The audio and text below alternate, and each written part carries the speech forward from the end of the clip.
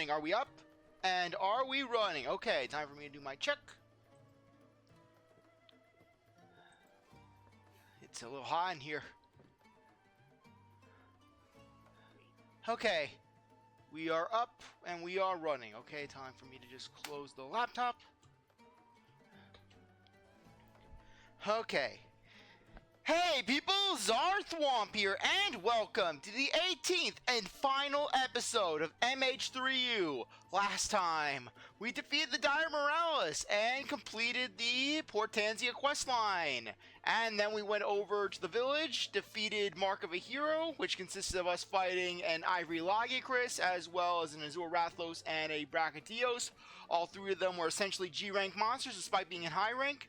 And then we fought an Elatrion. That kicked my ass, and frankly, I'm not going after that Elatrion. I don't want to fight the Elatrion, I don't want to deal with the Elatrion, and frankly, the only thing I would get from that Elatrion would be basically having the opportunity to hunt a Hollow Gen Moran, and also cannot talk. And also basically a little achievement. So anyways, since we have this, I might as well just show the armor off. Do we have anything that we can get? Oh, right. This would be in the high rank.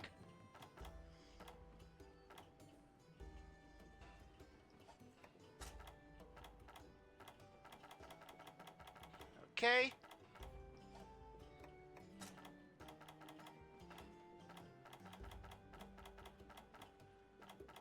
Okay, apparently we aren't getting it. Okay, so anyways. In regards to the Hollow Gen, I can show that off because I have it unlocked in my other file. So anyways. Though, for the time being, we have some other monsters we can hunt. So, let's go for our first one. We're not going for that one. Ring of the Golden Loon. Hunt a Gold Rathian. Basically, this is the most powerful kind of Rathian you'll encounter. Basically, an enhanced version of the pink one.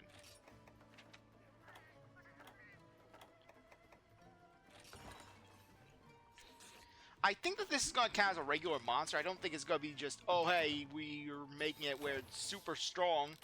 It's going to be immune to Weakener. And frankly, even if we lose, it's not the end of the world. We're not going to get anything from it. The only thing would be just parts. As well as just the prestige of, oh hey, I hunted the monster.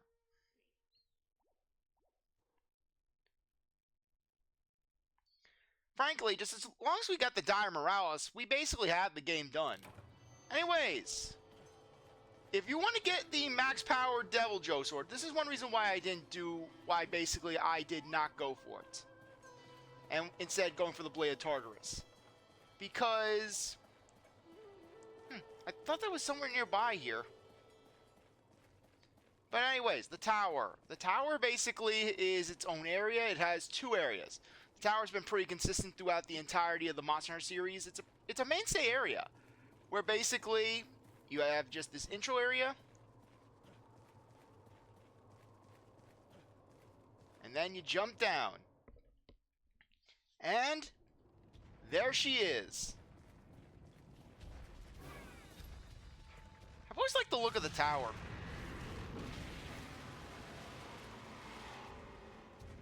And she's a big girl.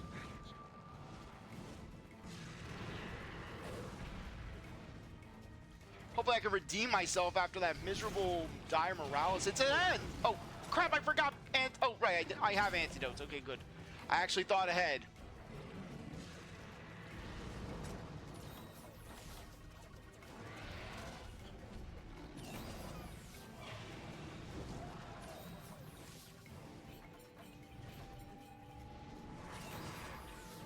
As you can see, she can hit hard.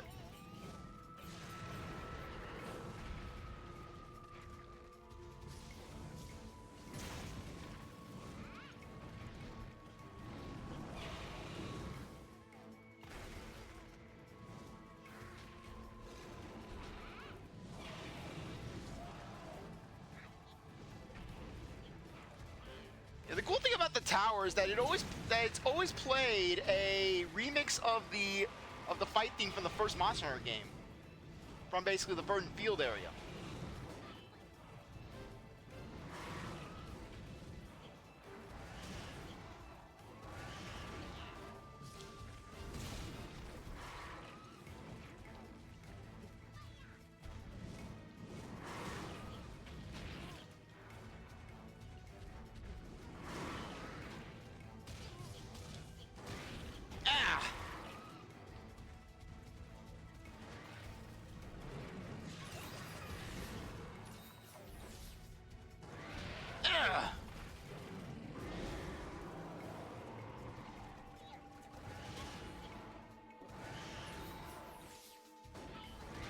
Oh, come on!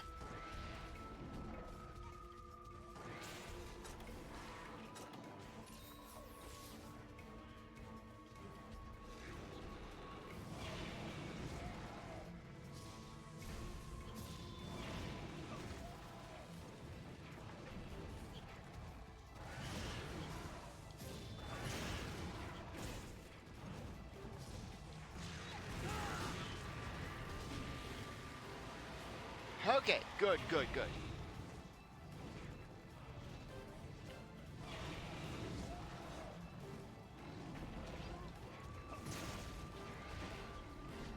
Okay, at least we got something off on it.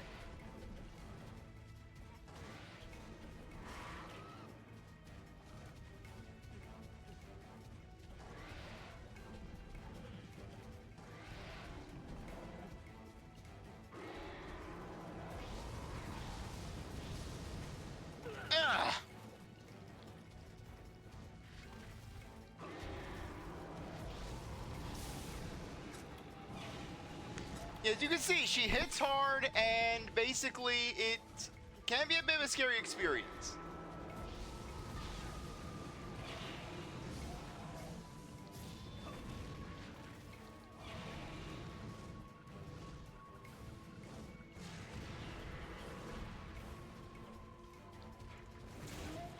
Yeah!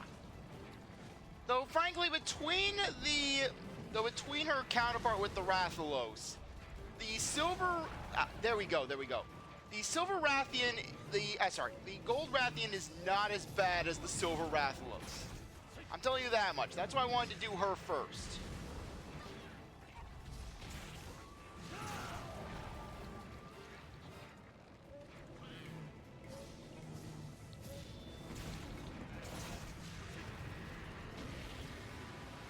Because basically, if you can handle a pink Rathian, you can handle a gold.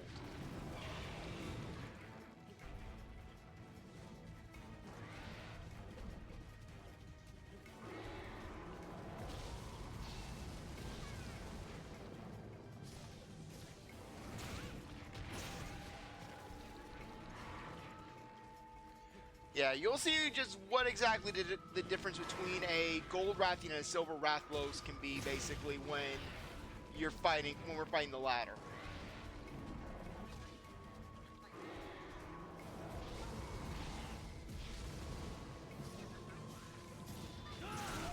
Yeah!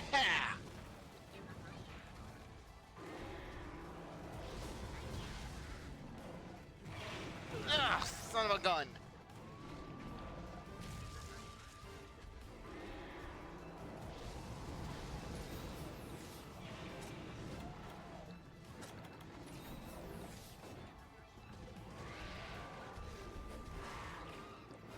Eat. Why do we have to flex?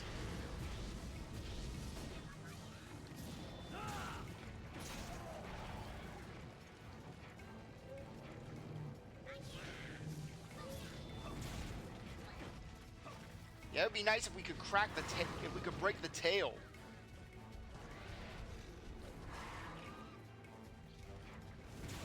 But honestly, this is the most relaxed I've been feeling all playthrough, really. Because all these hunts that we're doing right now, purely optional. Purely just, hey, I want to just show off the monsters and just have a good time.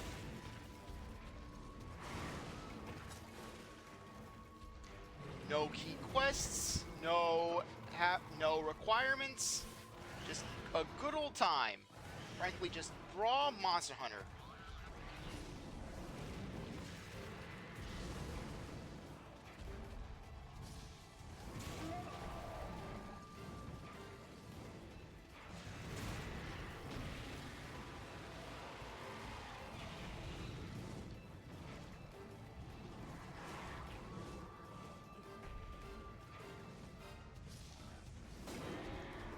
Oh crap.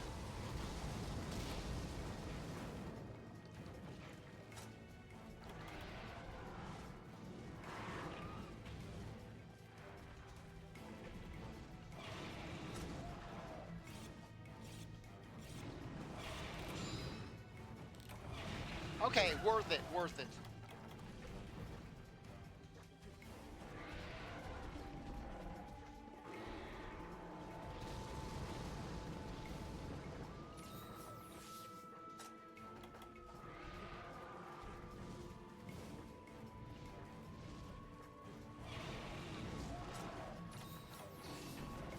Thank you, distract.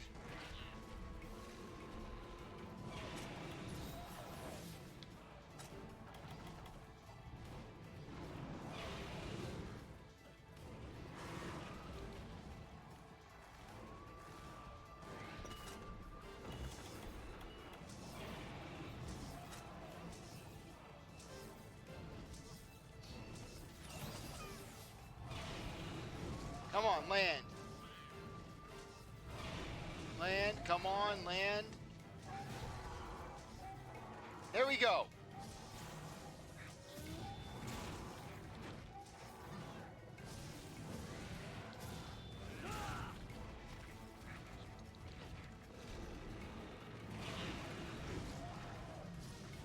Oh crap. Okay, good. She wasn't doing anything.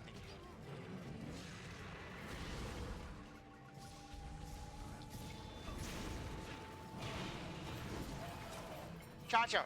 Antidote. Yeah.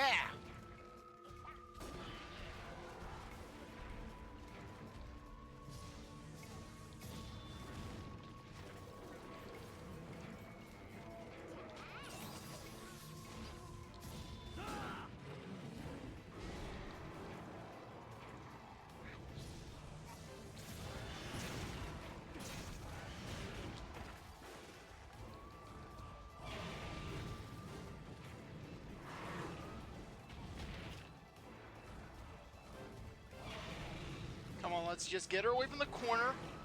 I don't want to be cornered. Come on.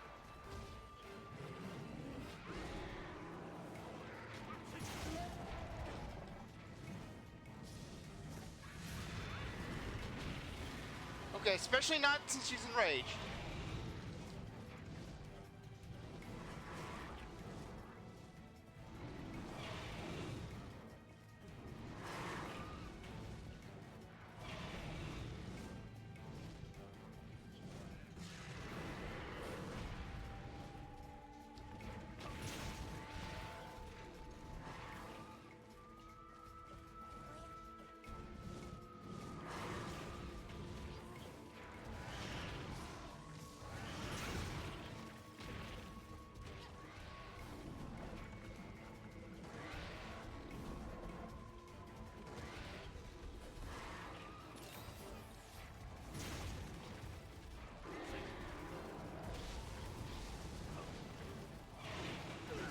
Come on, I shielded. I shielded.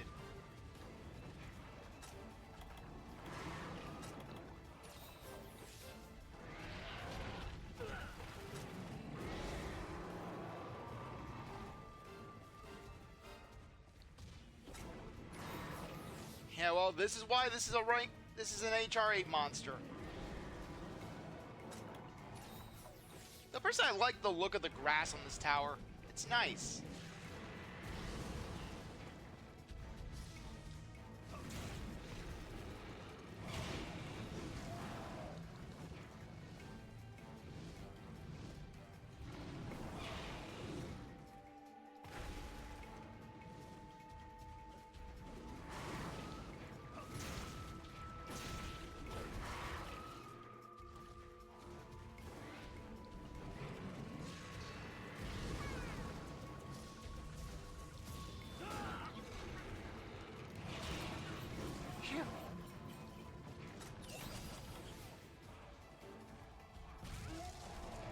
Yeah, nice job, Cha-Cha. Nice job, Kayemba.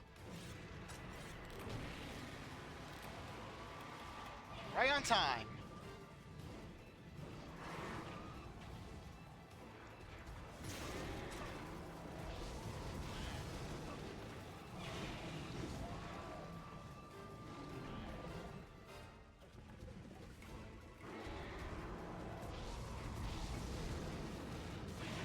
Ah, darn it, I didn't realize she was doing the 3 blast. Thanks, Cha-Cha.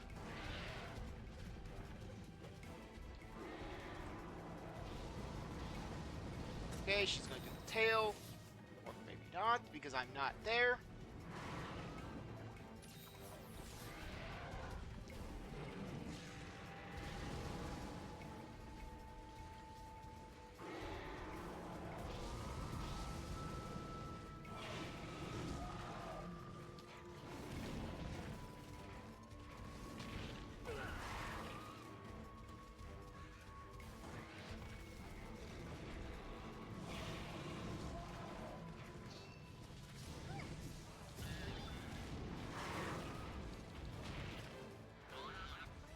Freaking air current.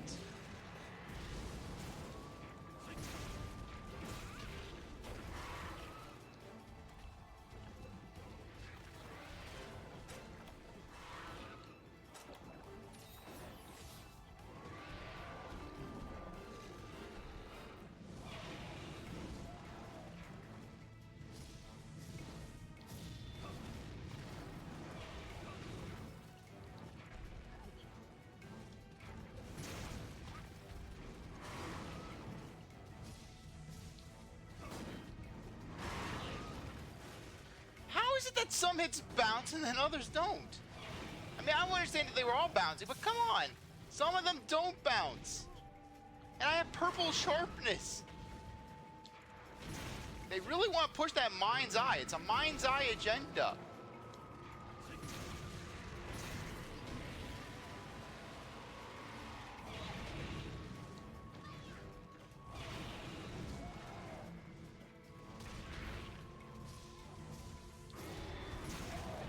Yeah!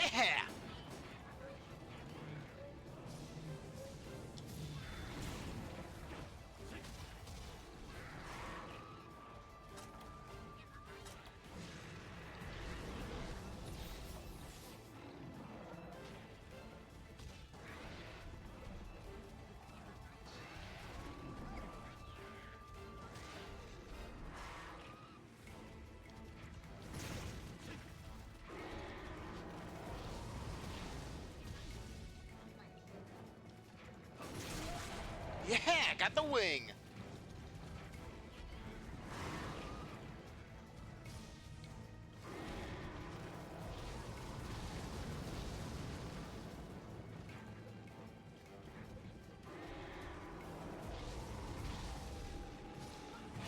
Come on, she only does that when I'm nearby.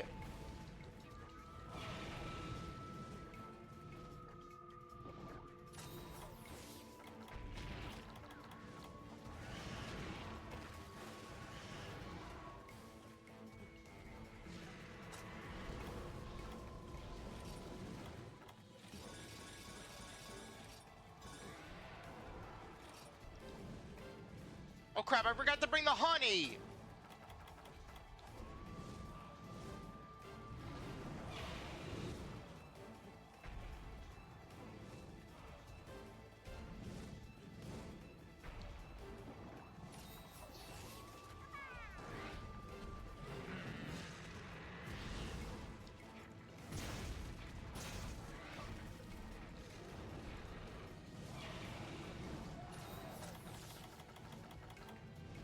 Okay, you can't use pitfall traps on the tower. Okay, I forgot about that. Kind of a weird asymmetricity.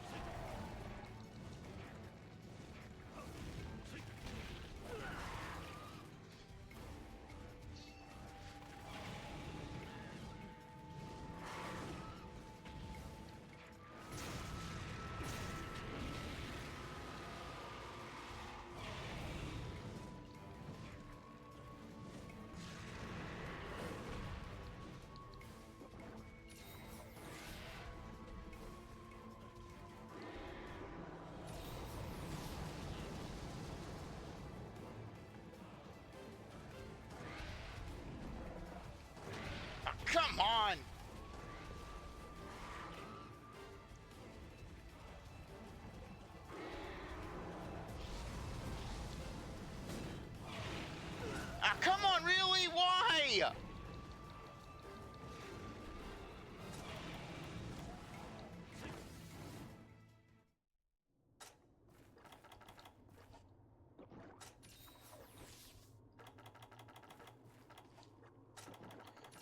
Desperate times call for desperate measures. I wasn't gonna lose a defeat on that, you know?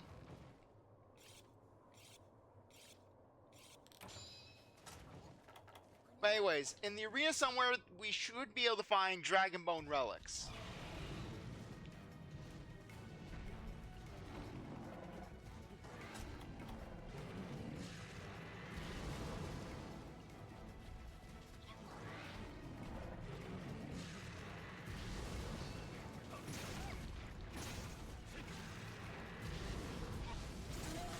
Nice! Cha-cha! Didn't know that Cha-cha could cut! Cha-cha just starts cutting people. Cha-cha cut! Good!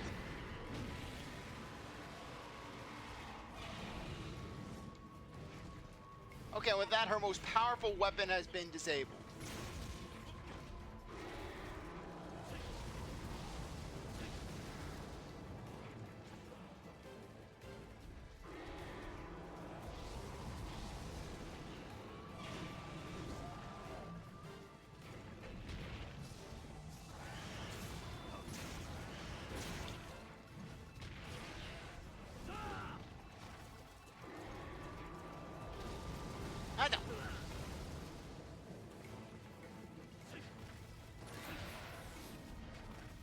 At this point, I'm really scared of what the Silver Rathalos is gonna be like.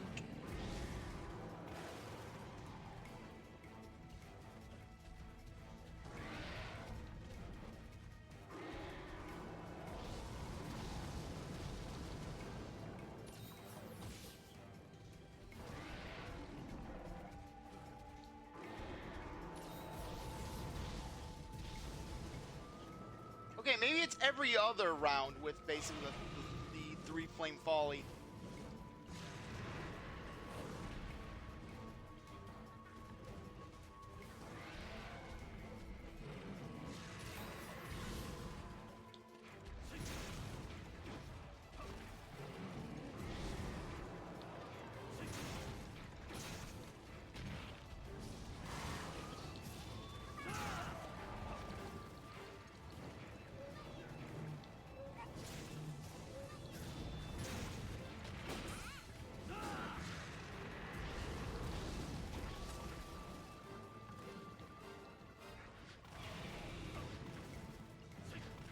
Okay, good, she's tired.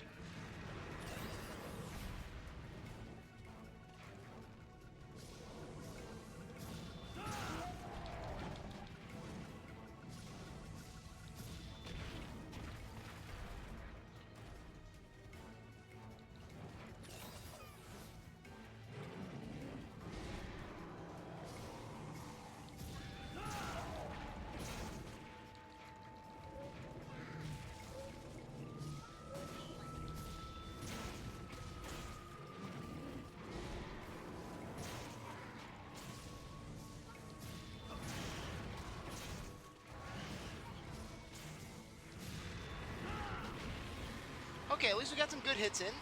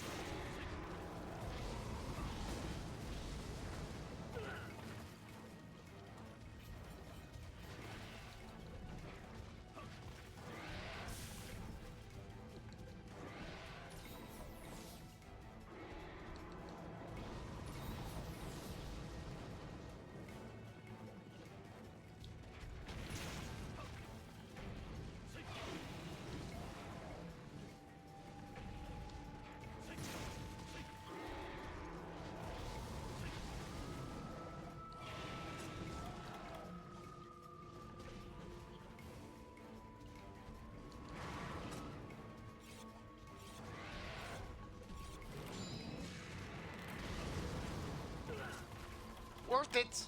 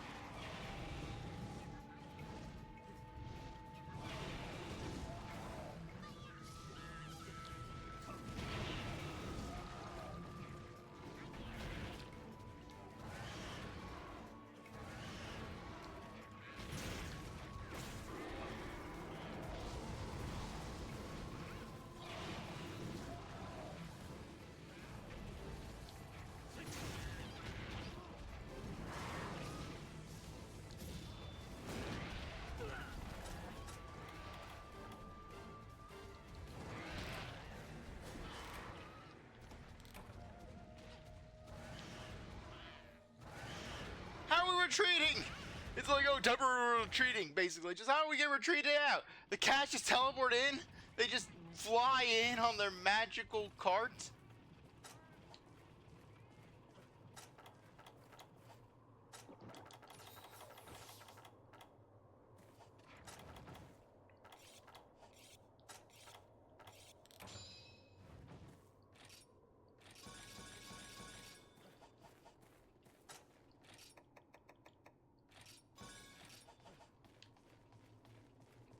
Okay.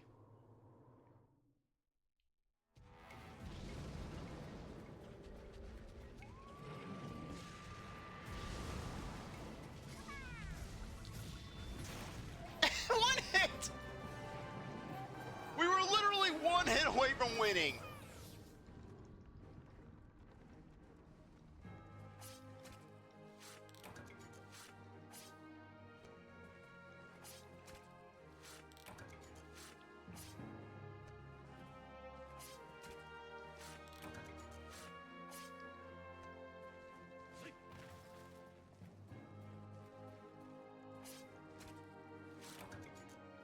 And a Rathian Ruby.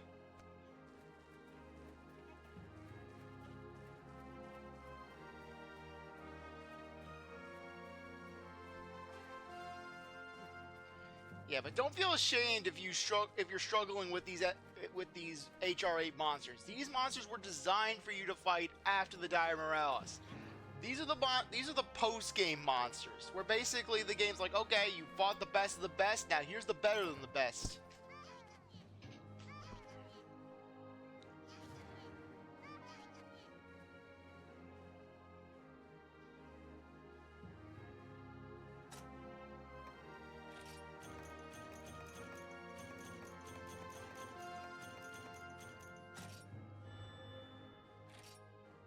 Bay distance, guard, team leader. Now that good?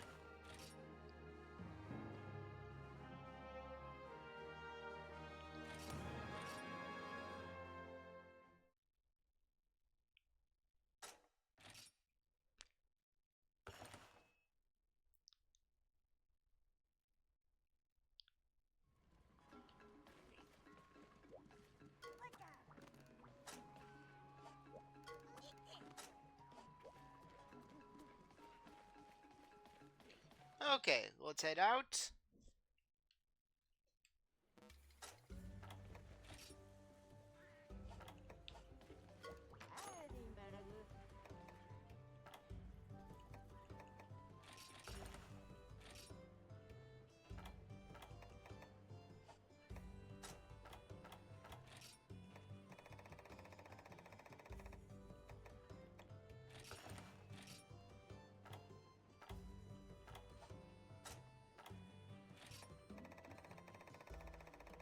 Okay, while we're here,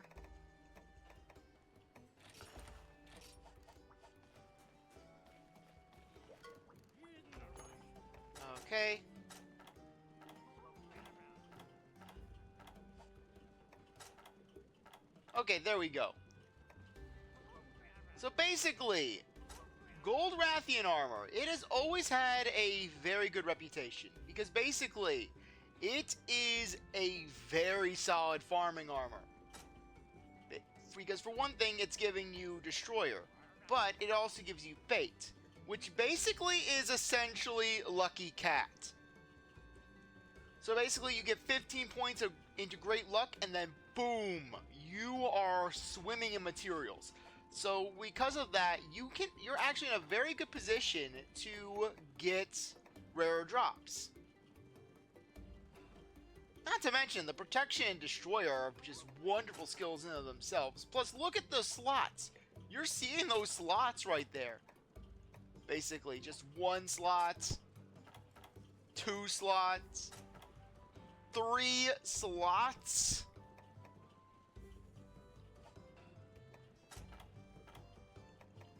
Just look at the variety that you're getting with this. Not a single piece of armor where you're not getting a skill out of it. Granted, you're going to need plenty of rare material for it. Particularly hunting this thing, Rathmadula. Though you're better off just hunting plain old Rathians and Rathalos for that. Same with the Wrath Rippers. You only really want to go for the... you want to only hunt the Gold Rathian for the Gold Rathian exclusive materials. All others, you just go for the other. Just go for a normal Rathalos. The fact that you need 2 Rathian mantles.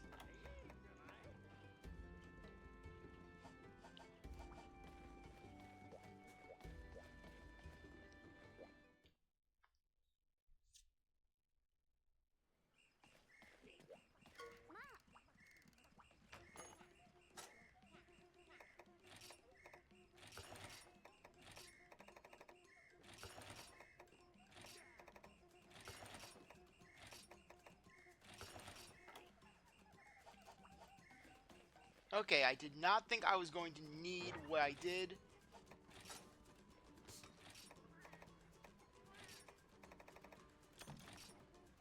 Okay.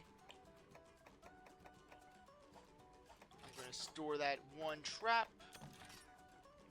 Rathian Ruby.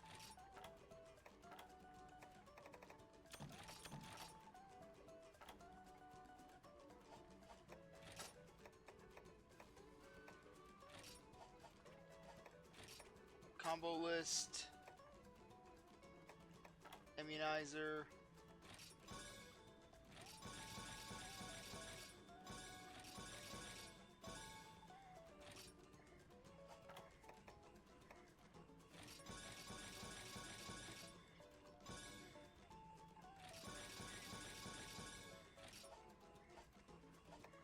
Okay, there we are. And let's see. Yep, right here, shock trap. Gonna need some honey.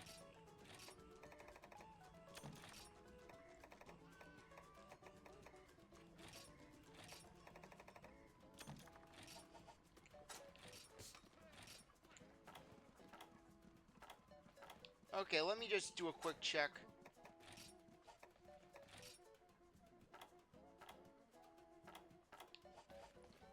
And let me just do a quick check back at the area, see if she's selling blue mushrooms.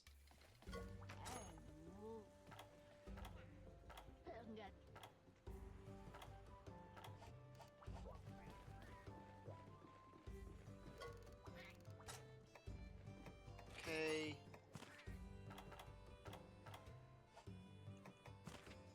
And I don't have enough resource points to farm mushrooms anyways. Yeah, unless you want to see me hunt a high-rank monster off screen, just before we go back to this. Ring of the Silver Soul. Huh.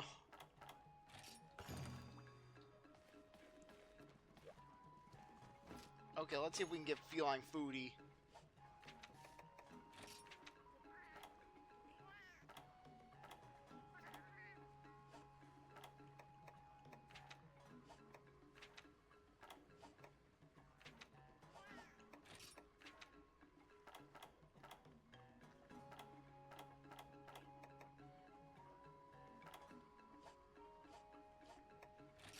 we'll use that voucher that we got.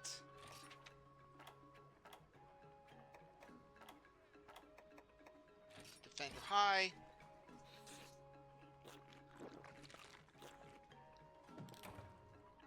Because because basically what happens is the Silver Rathalos is going to hurt a lot more than the Gold Rathian. So if I fail this quest, no biggie. We'll basically just move on.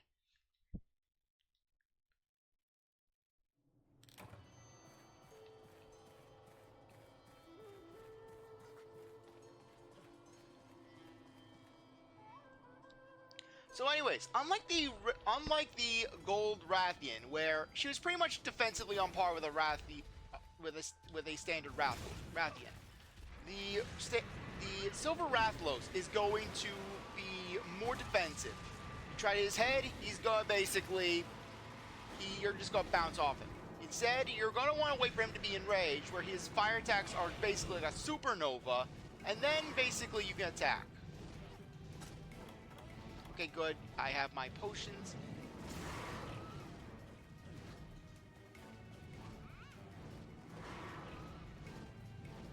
And of course he's a Rathalos, so you have to always worry about him being in the air.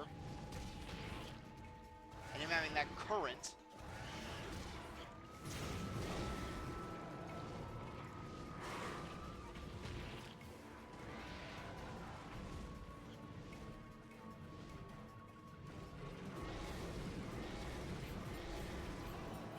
Of course, the Rathalos needs 3 variants because, God forbid, the flagship monster does not get favoritism. It's like Charizard in Pokemon X and Y, where basically he gets 2 Megas, and then basically and then not to mention just all the other Charizard forms, just Dynamax Charizard.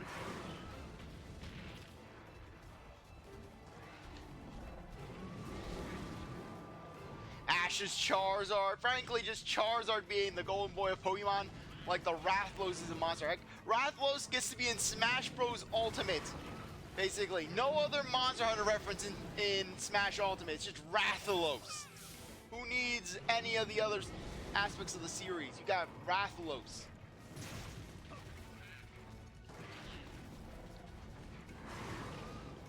I mean, I can understand it. The Rathalos is a very solid monster. Where basically, he's iconic, he's got a good look to him, and plus, not to mention, just, you think of monster, you think of the Rathalos. But just the fact that he got 3 forms.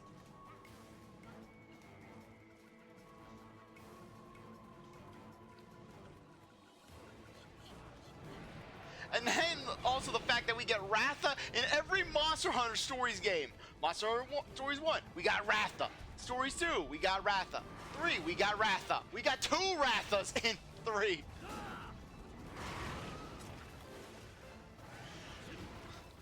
They don't even change up the name, it's just Ratha.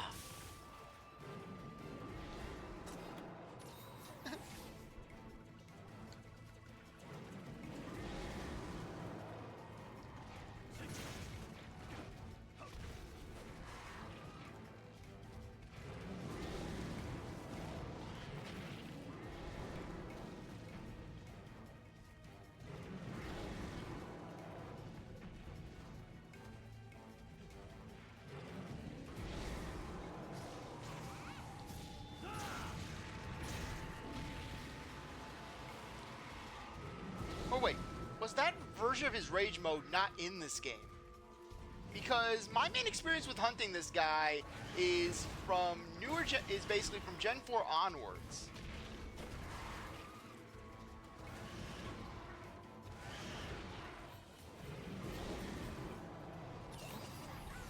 But hey, if he is more like a standard Rathalos, I am fine with it.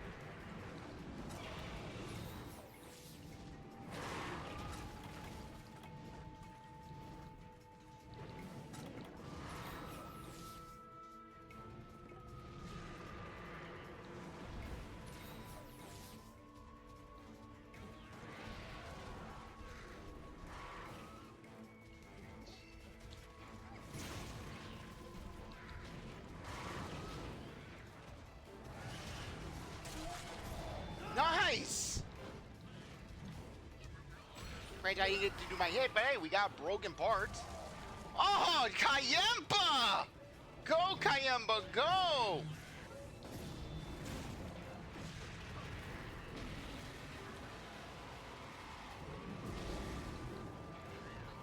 Basically, when it comes to Silver Rathalos, this is my saying.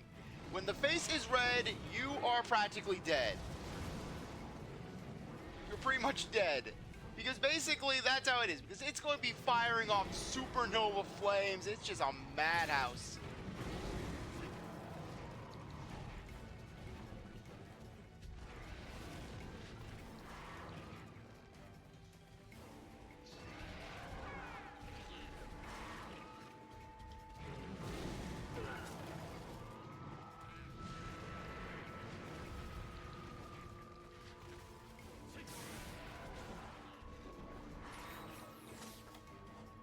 Okay, he hasn't gone supernova yet.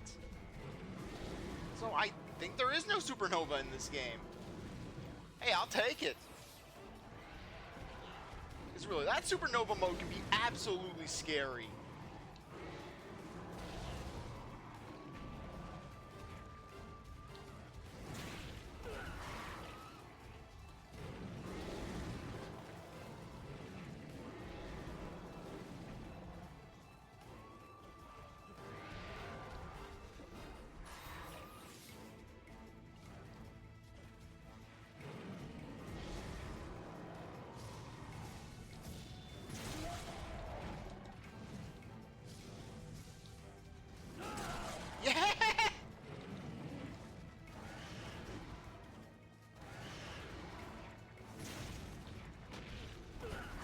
Yeah, man, she got face break and disrupt the rage mode.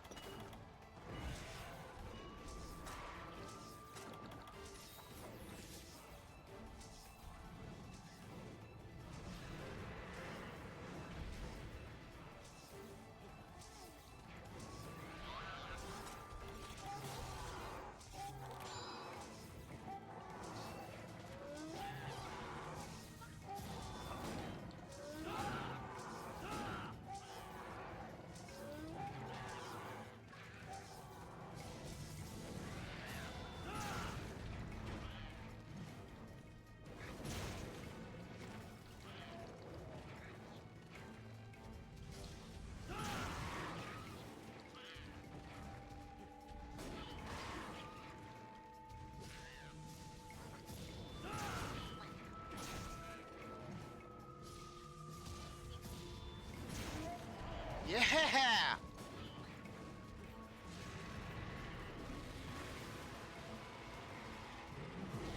Oh, but that was nice, just being able to sharpen up right when you got trapped.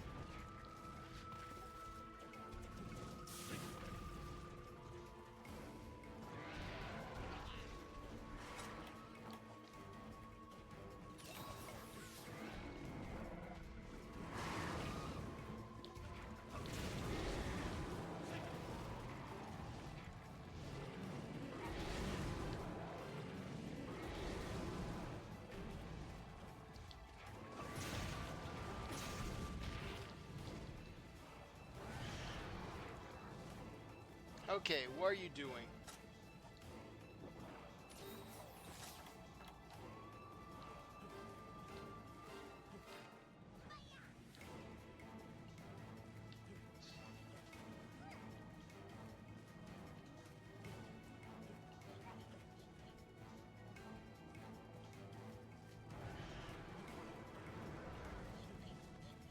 What is even the point of that attack? We're basically just flying around, just taunting you. He's the only monster here. Oh, by the way, there's a quest where you can hunt both a Silver Rathalos and a Gold Rathian at the same time. Reduced health, of course, but frankly, even with reduced health, they're still going to kick your ass. It's the royal power couple.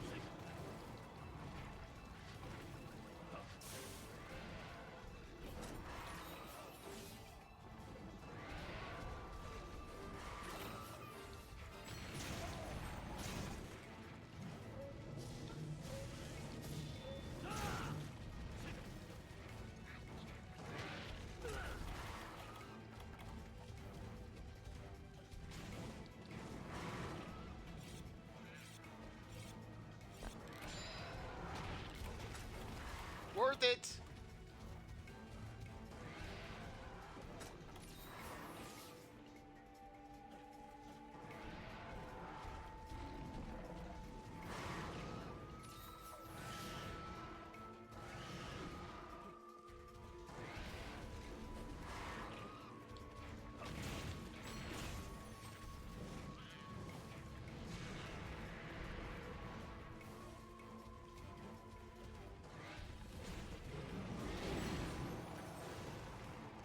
Sorry, it's dealt with a little dizzy spell right there.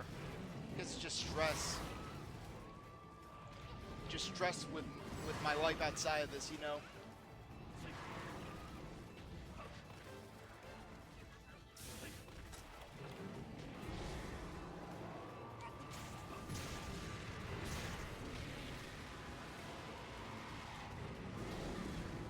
Some dash shoots would have also been good.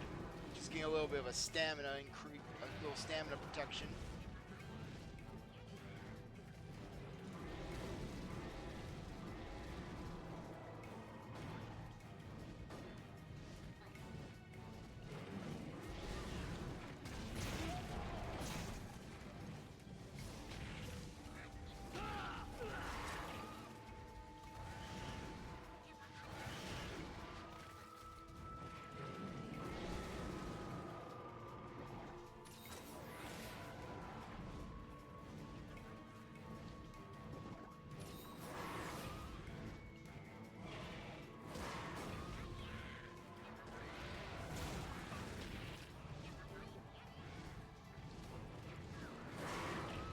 Ha!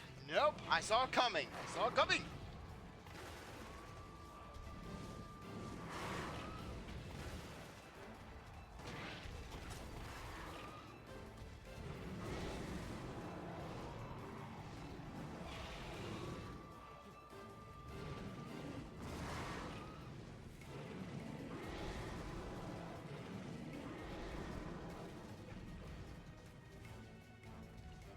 No, it would have been in my best interest to bring flash bombs.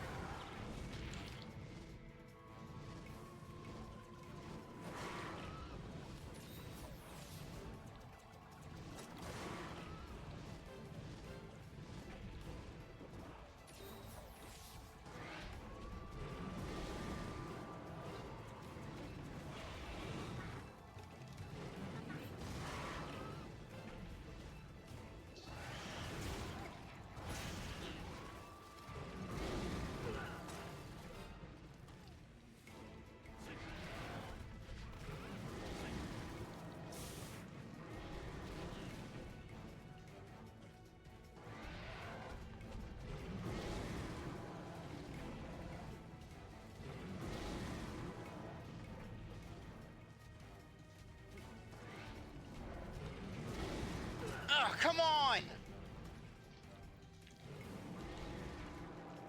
At least these aren't key quests.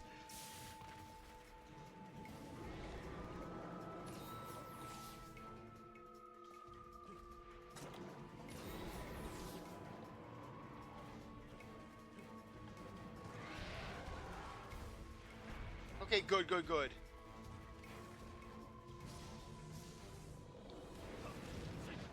Oh, no, no, no. That was too far.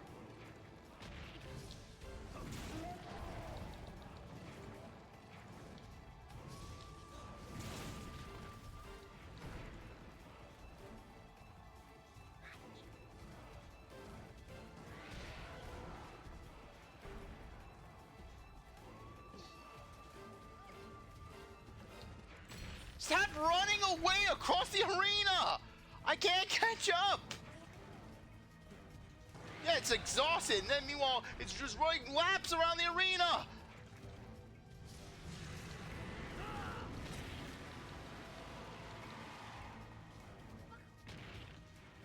I mean, real, I can understand that behavior when it's in rage mode. That's one thing. But when it's basically doing that, when it's supposedly tired, without pause, break, or anything.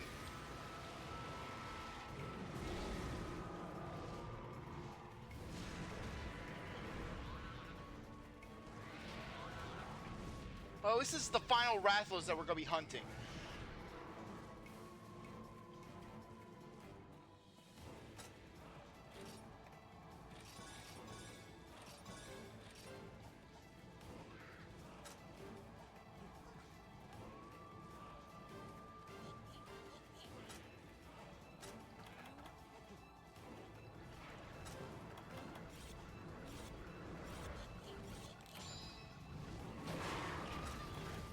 Catch me off guard, will you?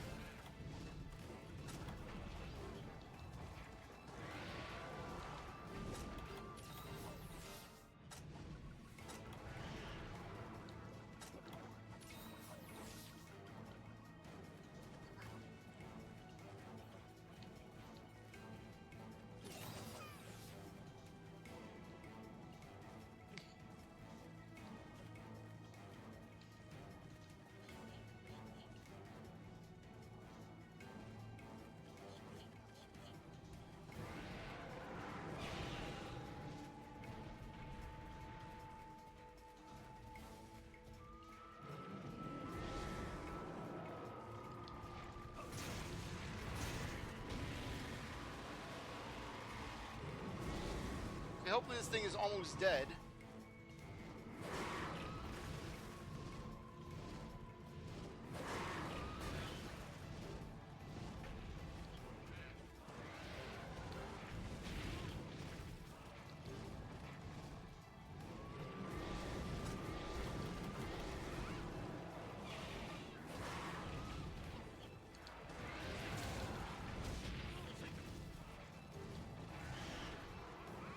Why do you keep on doing that with the fly around the arena? Let's waste a good 20 seconds just flying around the arena. Make me dizzy, will you?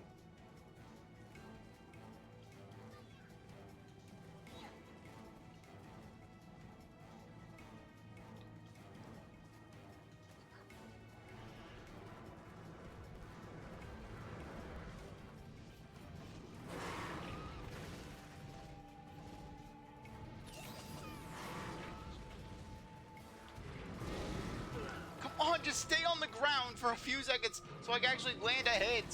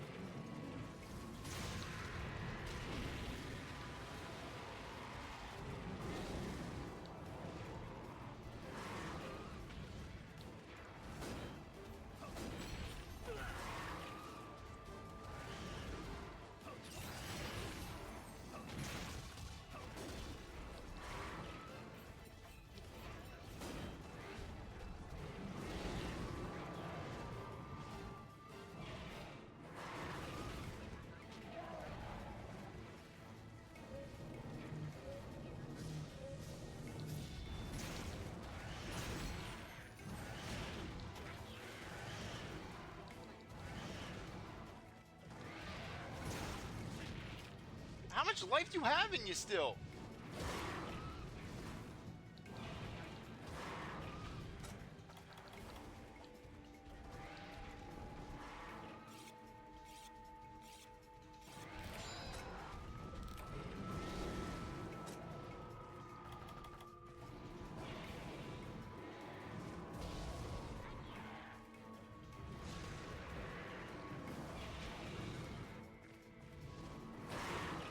I'm sorry, it's just I'm getting dizzy.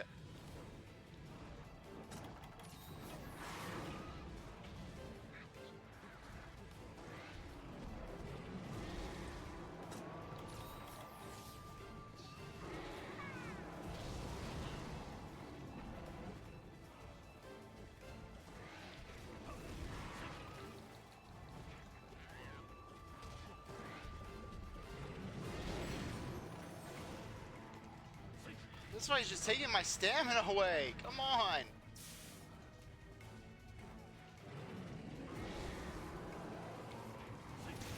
There. Ugh. And hey, we didn't even faint once. Nice.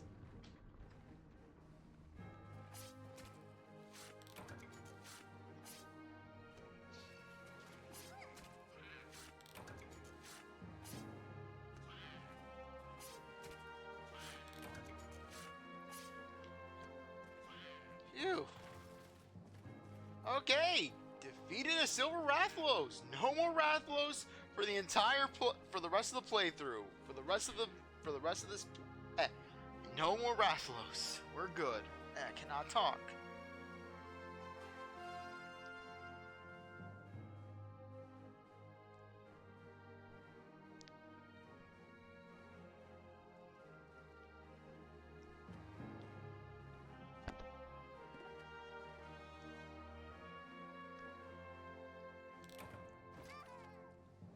Yeah, Cha-Cha, classic camping trip. You, me, and the Rathalos.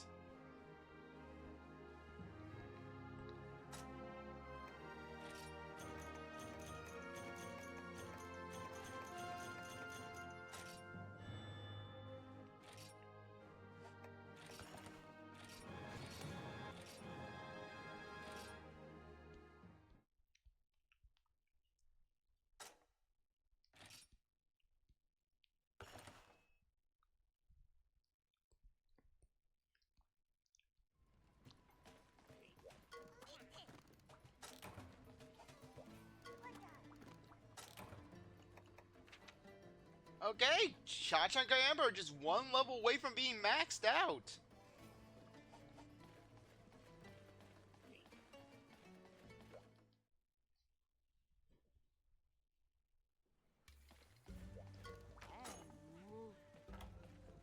Oh, thank you, thank you, thank you.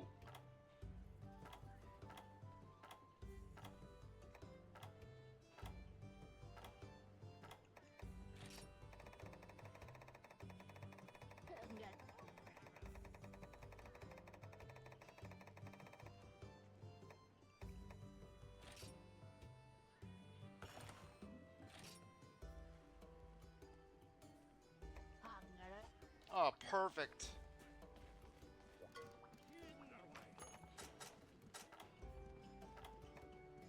Okay, so anyways, in regards to the Silver Rathalos armor, not only does it look cool, where basically you have this silver dragon aesthetic, but you also have basically the same good slots as the as the Gold Rathian armor, and you get Tenderizer and Sharpness. So basically, your weapon's staying sharp, and you're dealing more affinity damage to wounded areas. Granted, this armor's a whole lot better in later games. Seriously. This armor can do wonders for you in later generations, where you're getting elemental crit up, and you're absolutely just decimating.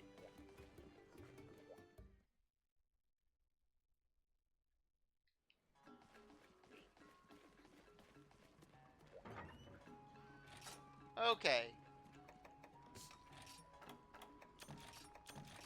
Store that.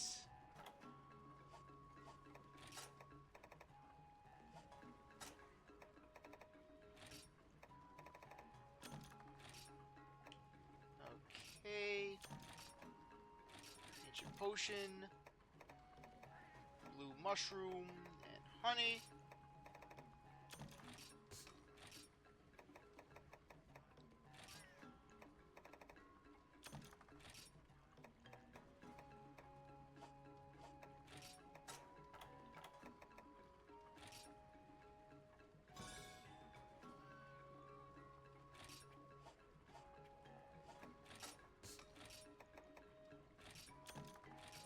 And where is the other one? Where is it? Okay, dragon mushroom, dragon toadstool.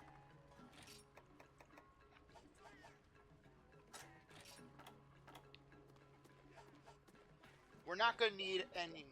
You know what? No, we're gonna do it. We're gonna do it. Might as well knock out the luminescent Nargacuga while we're at it. So anyways, this monster, these next monsters that we're going after, you can only really access them if you have the event quest. Thankfully, since I got the event quests back in the day, we don't have to worry about missing out. But if we didn't, well, the playthrough would be ending pretty much right here.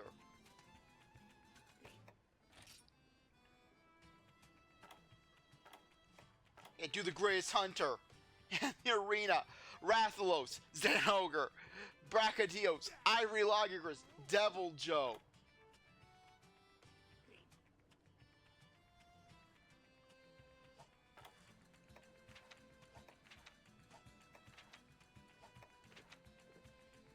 Yeah, basically fanning the flames, so just if you wanted to do Dire Miralis before even having access to Dire Miralis, there you go. Sight Unseen, Luminescent Nargacuga. Basically, Luminescent Nargacuga is not a friendly monster. You want to know why it's not a friendly monster?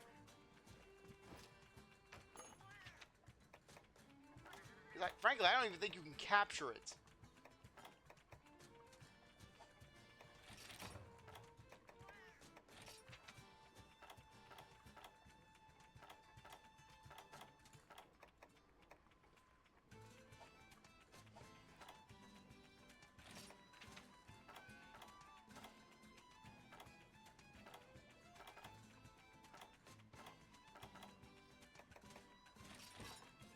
I need that defense up, darn it.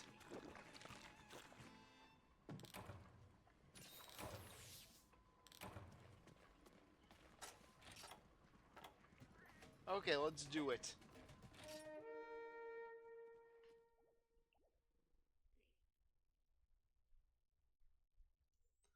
So basically, Luminescent Nargacuga is everything you hate about the Nargacuga, but worse. Because you know why? This Nargacuga can turn invisible. Yeah. You see nothing. You see nothing here. You're like, where's the Nargacuga? Where's the Nargacuga? Nargacuga's here. You just can't see it.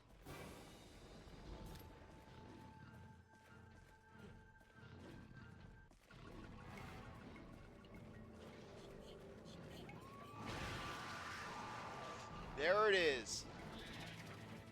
And by the way, this thing can poison. This is the upward spikes I was thinking of.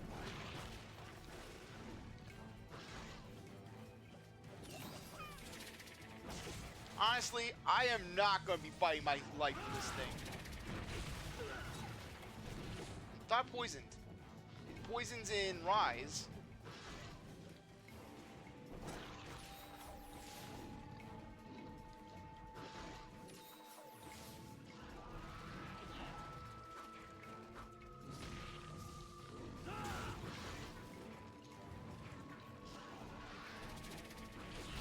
Now there's the poison!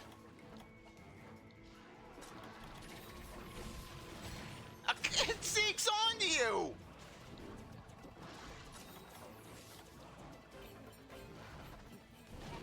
I thought, you know what? How can we make the Nargacuga worse? Let's make it where it can poison you, it can turn invisible. Frankly, what next? How could they make this thing even worse? Just make it where... Yeah, really, at this point, how would they make the Nargacuga stronger? Make it where it pulls out the 5 cards of Exodia?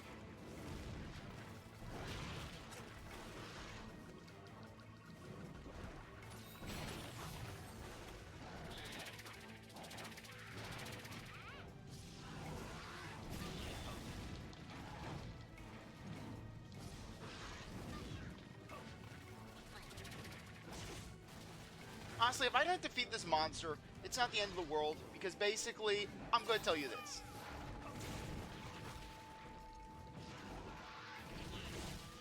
Because really, all we're getting from this is materials.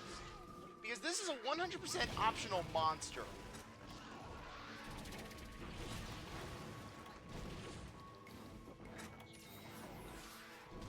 Not even linked to overall quest completion. I mean, basically, yeah, you're adding it to your compendium in terms of basically, oh, hey, I've hunted this monster. But it's not like, oh, it's a requirement.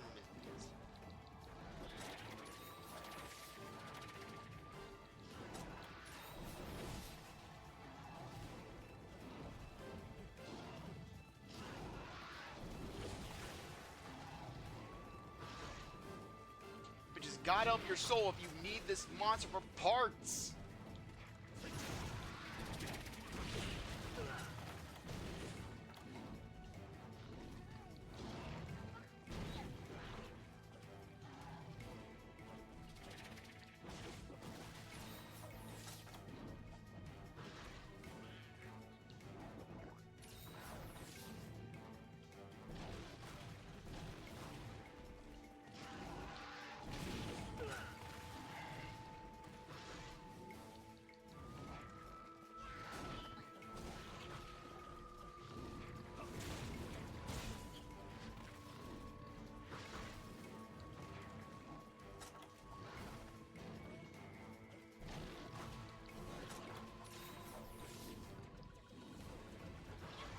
But frankly, I don't mean to sound condescending when I ask this, but basically, for those people who were saying, "Oh, the Nargacuga changed how I had to fight," how were you fighting beforehand? Were you basically just rushing him blind to the monster? Because basically, the thing with the Nargacuga is that you have to basically this thing just is absolutely erratic.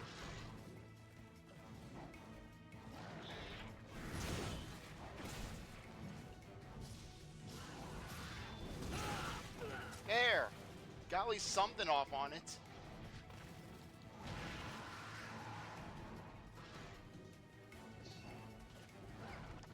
Frankly, ironically enough, it's easier to find this thing when it's enraged.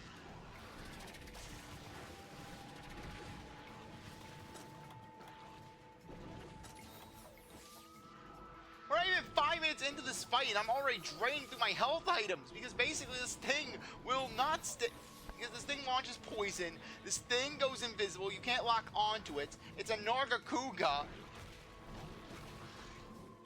Frankly, with the Rathalos, I can understand how it makes its appearances, it gets its variants. With the Nargacuga is basically like this plague monster.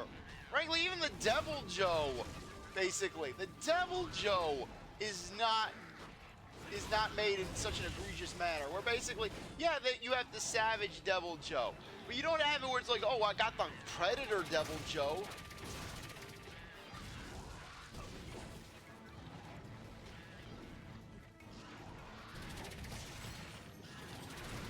I don't have a Devil Joe that poisons.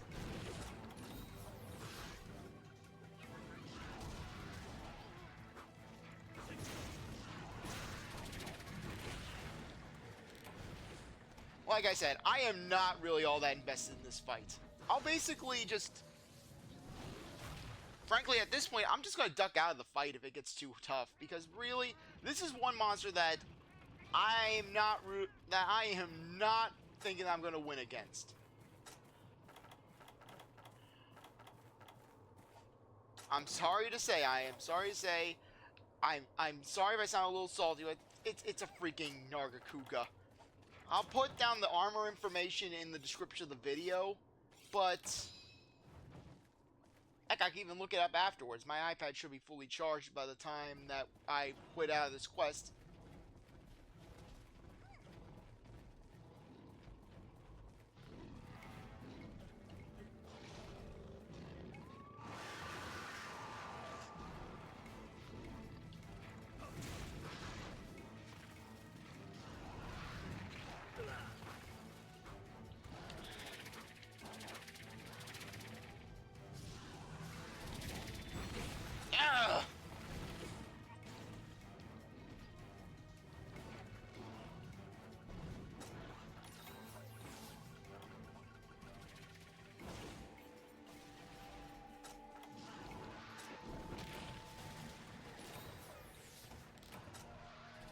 You know what? No, we're going to do it. I am abandoning this quest right now. I'm sorry. Because I know for a fact I am not winning against this quest. You've seen this beast in action. Okay, you've seen this beast in action. I'm sorry if this is the cowardly way, but I'm not dealing with this. You can cry all you want, Cha-Cha. I'm not staying in this quest with this monster. Okay, I don't like it. I don't enjoy it. And frankly, it's a 100% optional quest. This was me just showing off, oh hey, here's the luminescent Nargacuga and all its horrors. I figured I was not going to get that far with this thing. I figured it wasn't going to go all that far. I'm sorry. I'm sorry. I'm not dealing with this thing. Okay, for our next monster, which I will honestly try to fight against. Because, well, for one thing, it's the last monster that we're going to be fighting against. Okay, oxygen supply, because we are going to need oxygen. And as for our masks, Cha-Cha, you are going to be donning your... Okay, you're going to be donning your ancient mask. Selectability. Okay, where is it? Speedy recovery.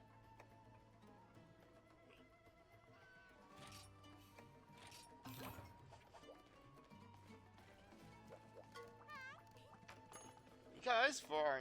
You know what? Yeah, we don't even need antidotes.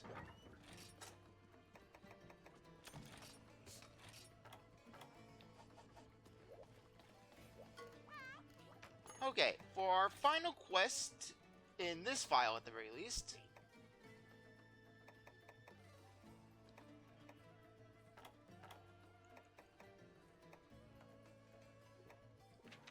Emperor of the Abyss.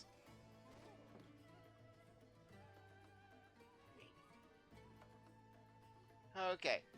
To think one capable of challenging wyverns was born in this epoch. Ah, forgive my musings. I task you with hunting Abyssal Lagiacrus. It is an exceptional specimen, but I trust you relish the challenge.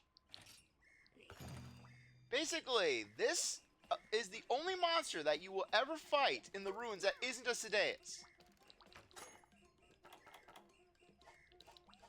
So the reason why I have oxygen supplies is because the Abyssal Lagiacrus has an attack that basically will cause you to basically lose oxygen. And when you run out of oxygen, basically what happens is that you just start rapidly losing health.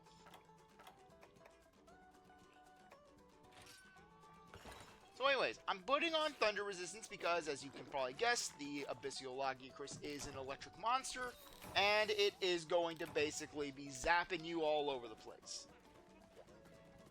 Okay, so, let's go. I believe that they'll just put you straight underwater as per usual.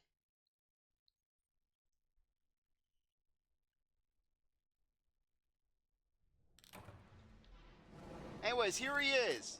He's badass looking, and he's a Lagiacrus.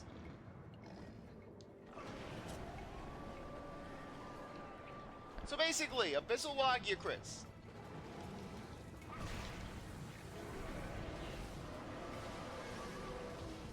Keep an eye on your air. That's all I can say. Keep an eye on your air, because basically, this monster takes advantage of the fact that you probably have not been paying too much mind to your air outside of, oh hey, I'm running out.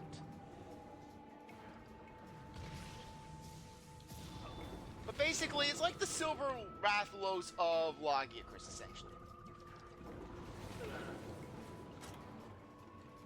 Where basically he's more powerful, but yet it's pretty much more of the same. At the very least, you're not dealing with a freaking Nargacuga that can turn invisible.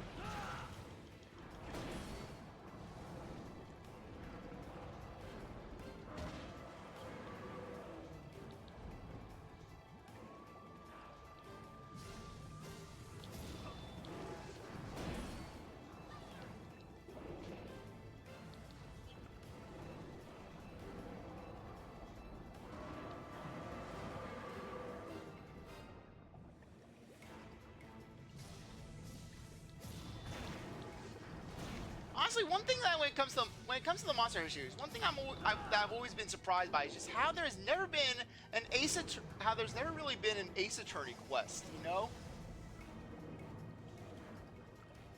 Have some Phoenix weapon.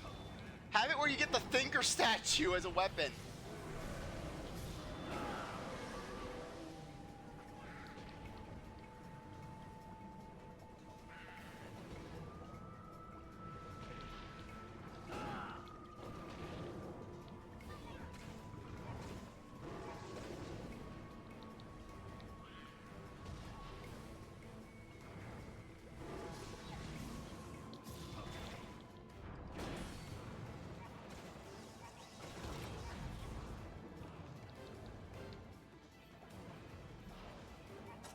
Yeah, but it's kind of weird being in the ruins without having the Sedeus theme.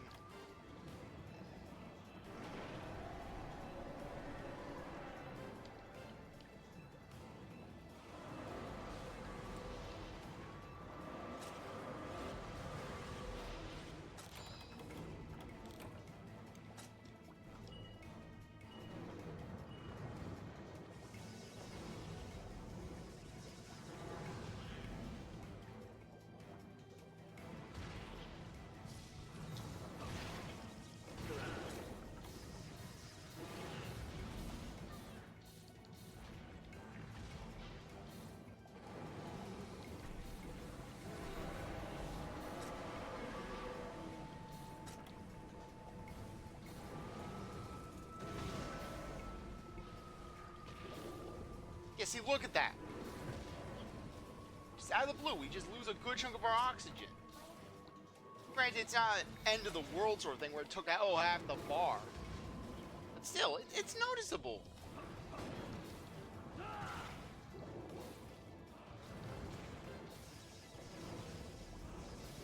Oh, no.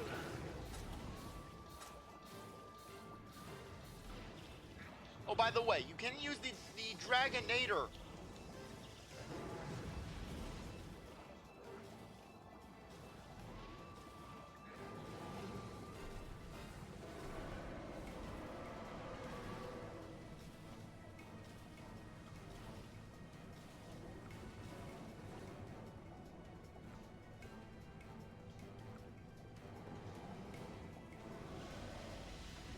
Though granted, it is going to be harder to hit the Abyssal Lagiacrus since it's smaller and faster than the Sideuses.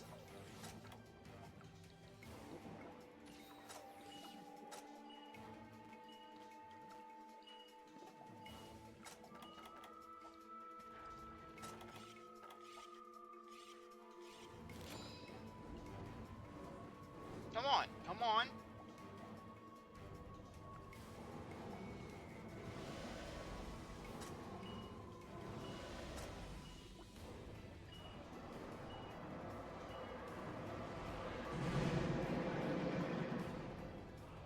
I don't think that hits. Hey, we can try.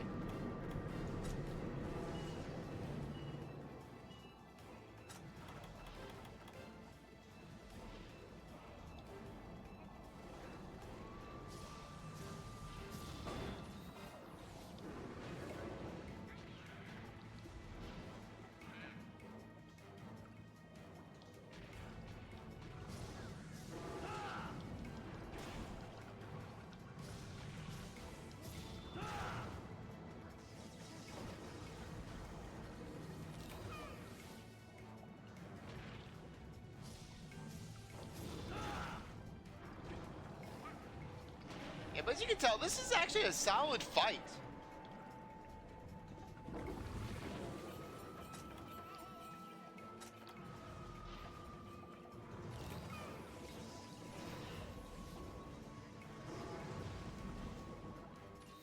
Hey, better than Lucent Nargacuga, that's for sure.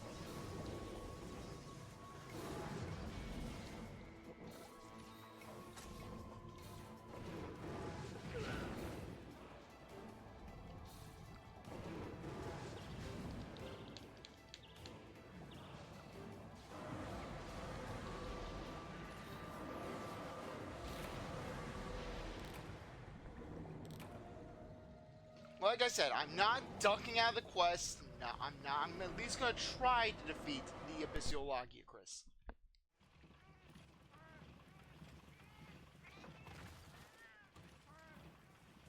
At least we have a box this time around.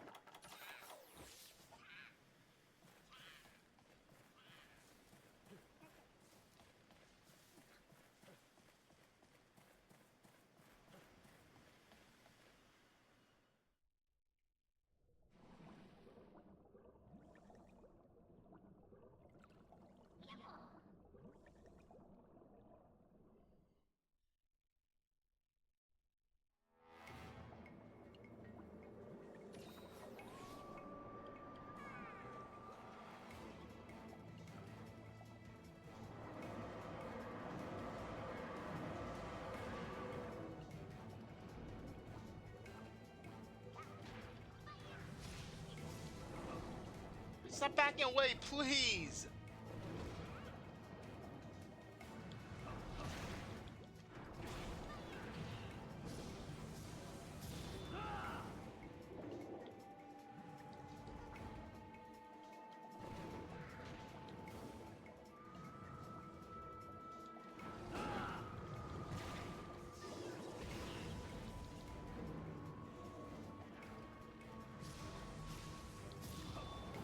I didn't miss!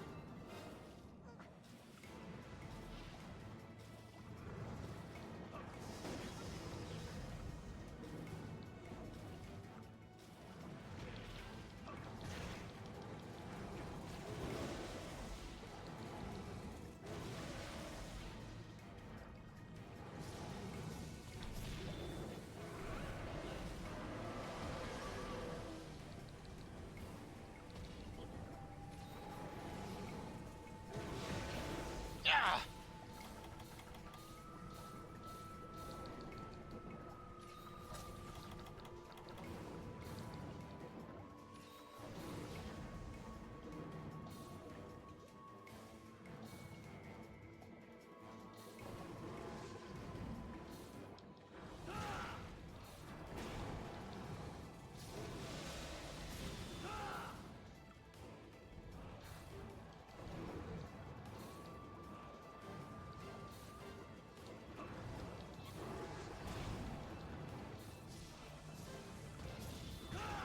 There!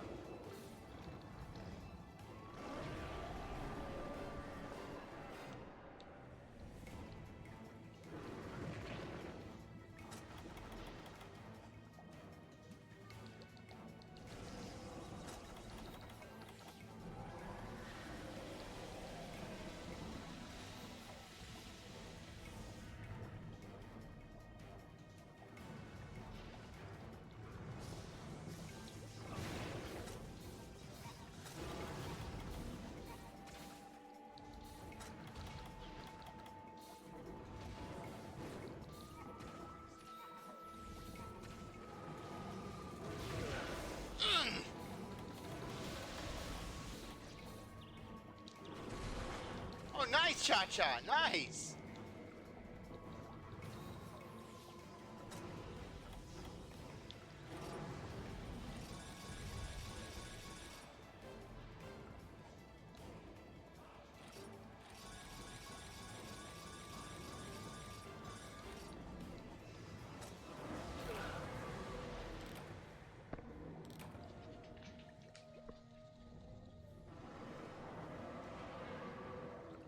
Like I said, I'm not anticipating to win this fight.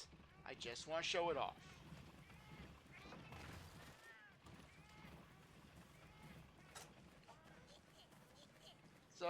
as underwhelming as it is to fail, I'm accomplishing my goal.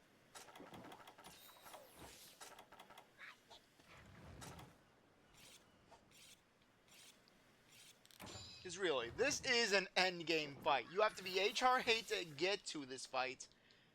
And just the game and the armor is really good that you're going to get from this. Basically, the Abyssal Lagiacrus armor always stands out in my head because basically it's the only set in the game to give the skill Edge Master, which is a combination of sharpness and handicraft. That's right. A best of both worlds skill where basically you have increased sharpness and on top of that your sharpness level basically is just going down much slower.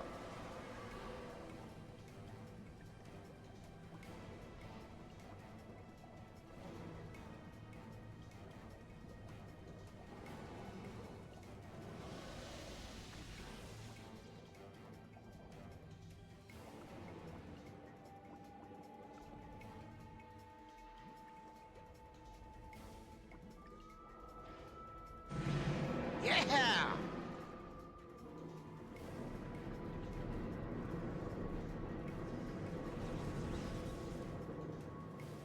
You just get right in the camera, will you?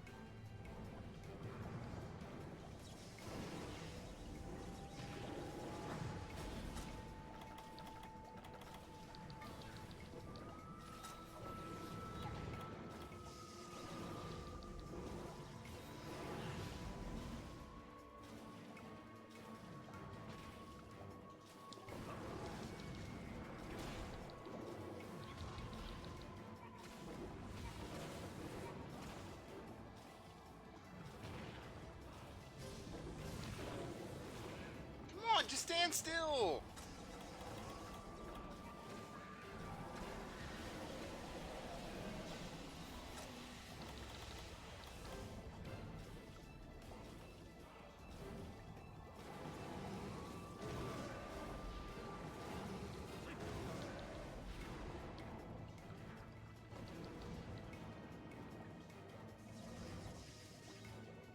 Yeah, frankly, as you already know, just... Wait, it's hungry?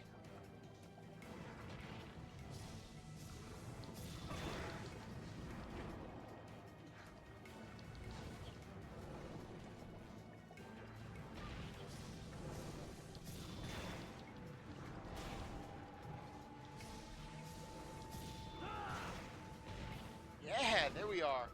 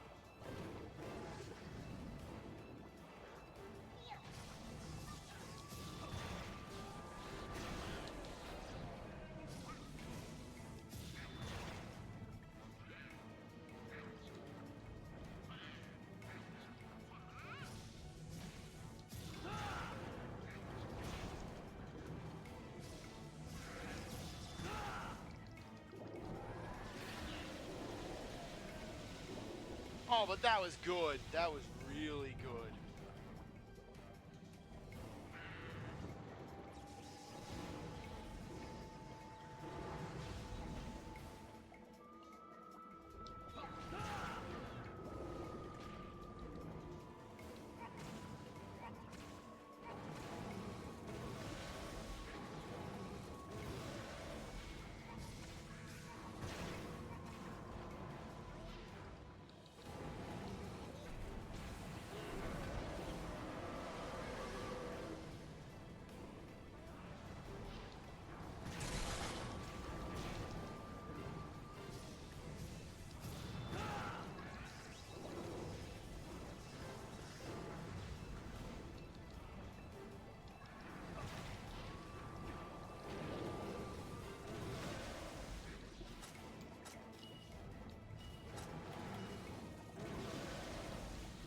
No, wrong thing.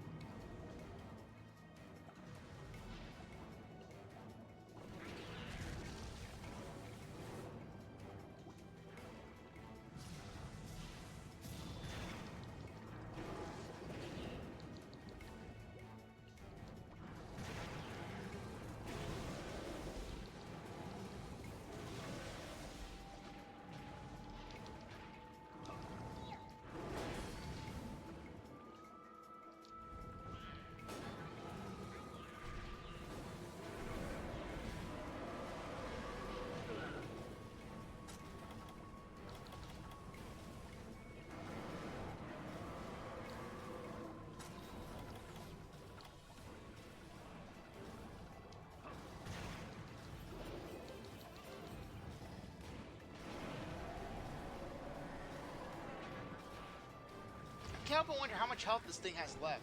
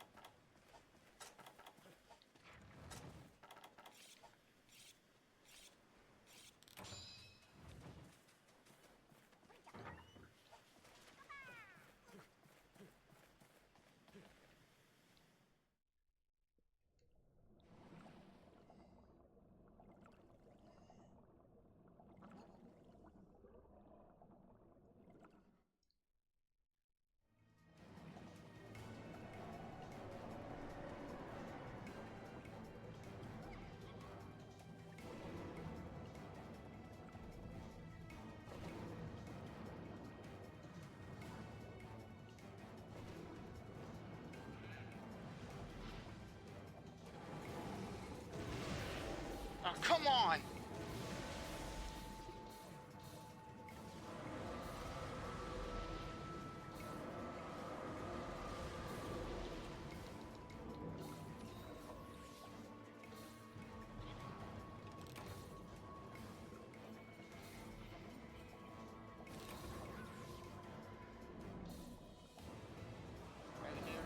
Dragonator, where's the Dragonator?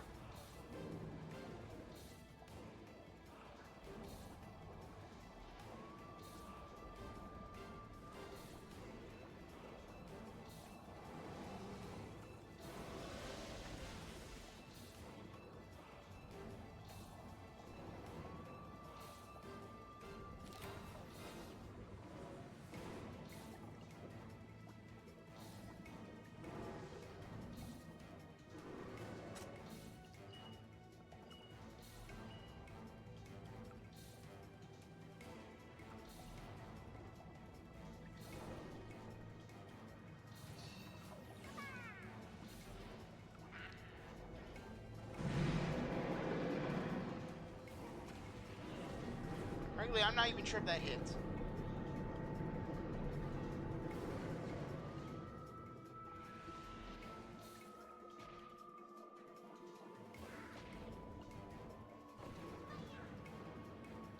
Sorry if I seem a little passive, it's just I'm tired, you know?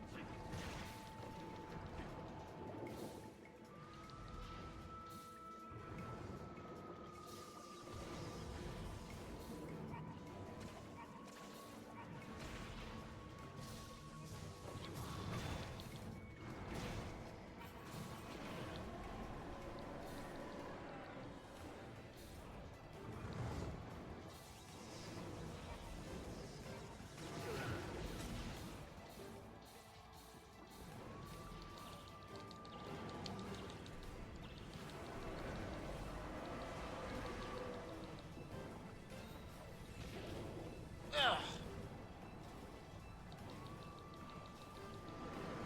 And we're dead.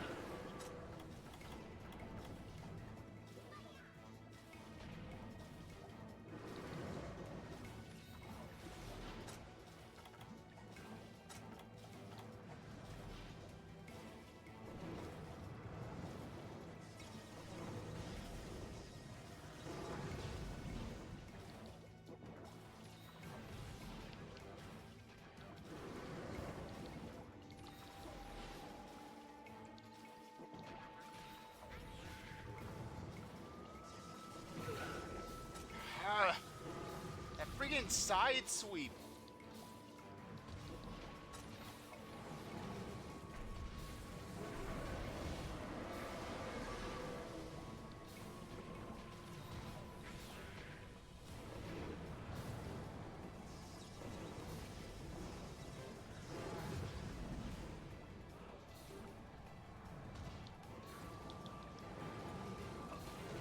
What was that? What was that I just did? Oh, that was horrible.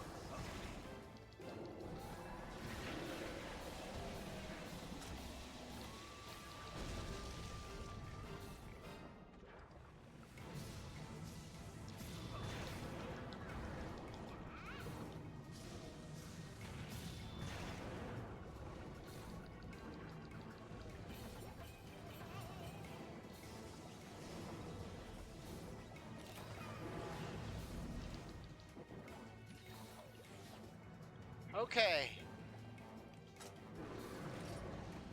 Wait.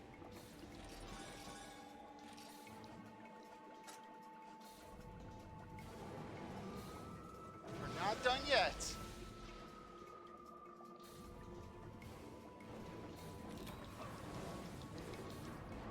Where are you?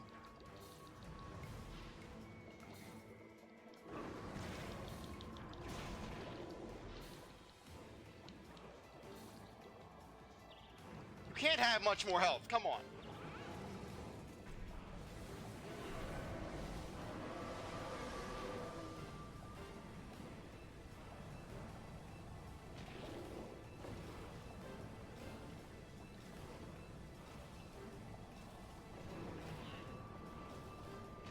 Oh, crap.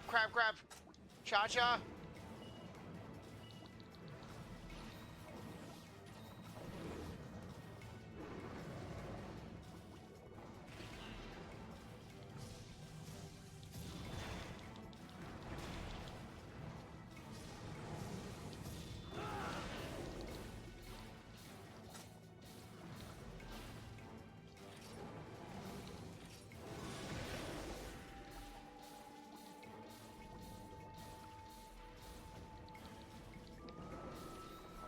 Okay, is he almost dead?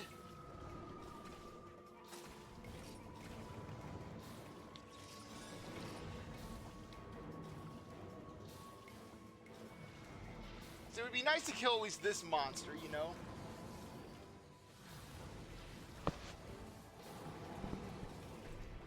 Okay, come on, come on.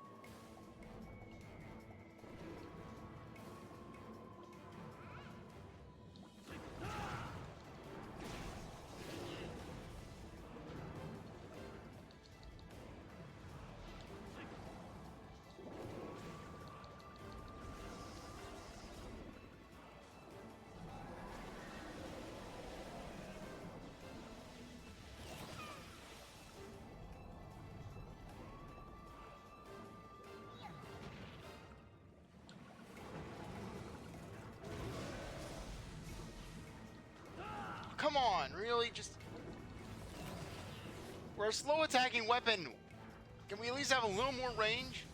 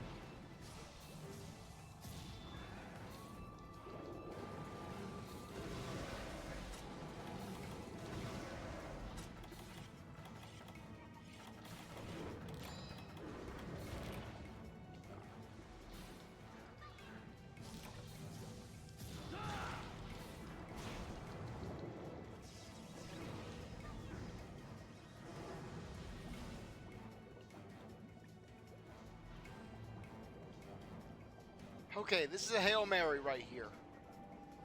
We're Grohl degrading it.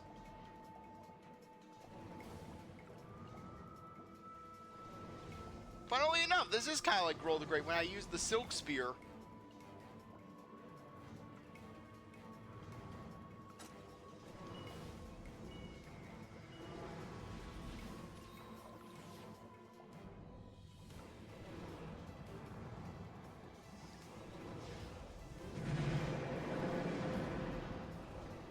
Wait, did I actually hit?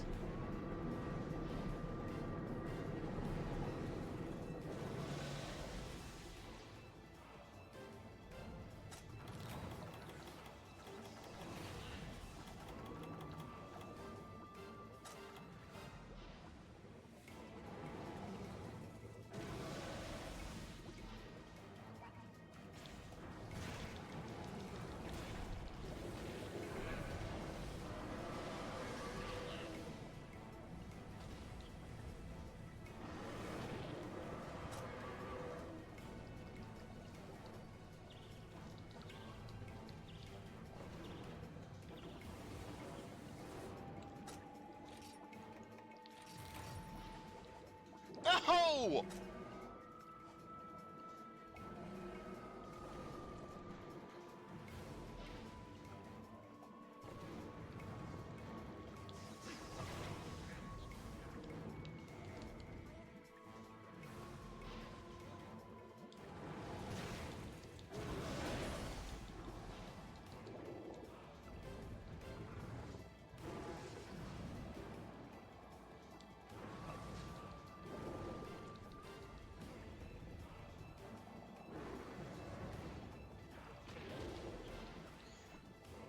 Well, we did it. We fought honorably. Huh. At least we got Hornbreak.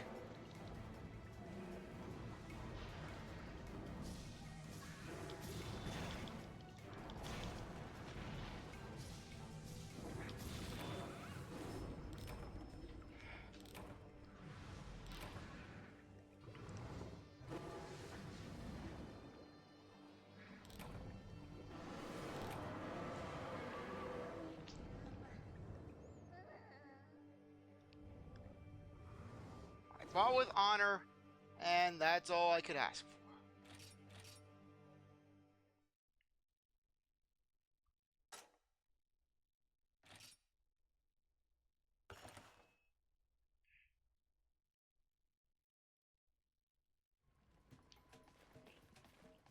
Honestly, you know what? As much as I would want to show off the Genmaron, the Hollow Genmaron, I have not earned the Hollow Genmaron in this file. And frankly, it would be kind of going through the motions if I were to go through with it here. So, as disappointing as it may be, I think that it would be best for us to just more or less just end things off. Because, really, I don't want to just go to another file and be like, oh, hey, I want to just go through the motions, I want to show off the monsters. No, if I were to show off the Hollow Gen, I would want to do it in this file, basically, because this is where we did everything. So, without further ado, let's just go through. Okay, let me first check to make sure I have all the books.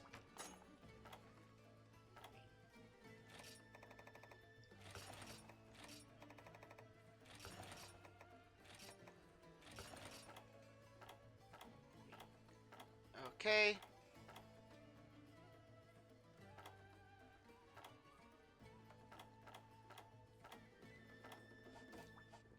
Okay, so what we're going to do is I'm going to head back to Moga Village, just so that way we can soak it in. Because that's where we started things off, and that's where we'll end things off.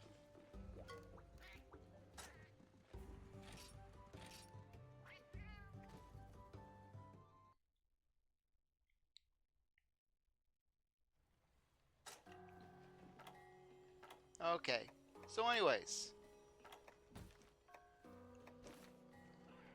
Tapanoth. Relatively docile herbivores with characteristic chest crest plates. They form herds and raise young communally, and have been used as pack animals for generations. Their meat is tasty and nutritious, and they're very cautious around large monsters. Kelby.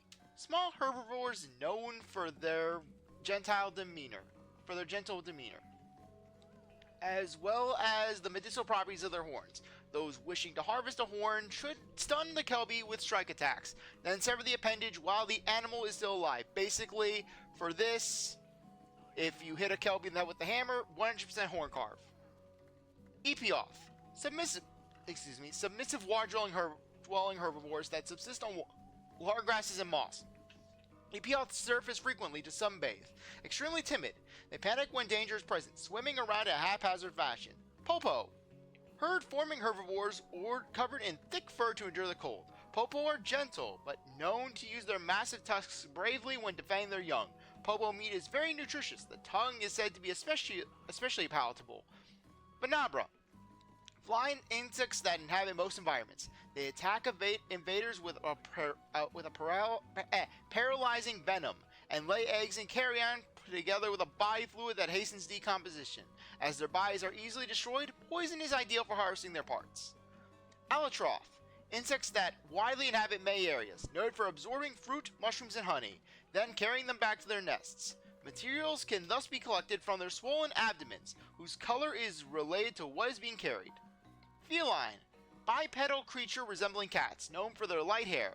Though usually docile, they will attack viciously if provoked. Naturally curious, some try to enter human society, fond of Felvine. They will follow its scent anywhere. Mealinx. Bipedal creatures resembling cats known for their dark hair. More curious than felines and possessed by kleptomania, Mealinxes take what they steal back to their dens. Felvine intoxicates them, causing them to sometimes drop items. Fish. This category includes carnivorous fish, shark, catfish, migratory fish, tuna arowanas, and natatorial fish, mollids, persephonums. Fish often flee when attacked, so hunters prefer to use harpoons to obtain material from them. Gigi. Remarkably fecund wyvern larvae that can flourish in any dark environment. They survive by leeching onto other animals, sucking their blood, and then converting it to toxins. Gigi victims are advised to shake them off by rolling vigorously on the ground. Jaggy. Highly social carnivorous bird wyverns that live in large packs. Young jaggy males hunt in groups when attacking larger animals, and have been known to steal wyvern eggs. Research suggests they operate under orders from a single alpha male. Jaggia.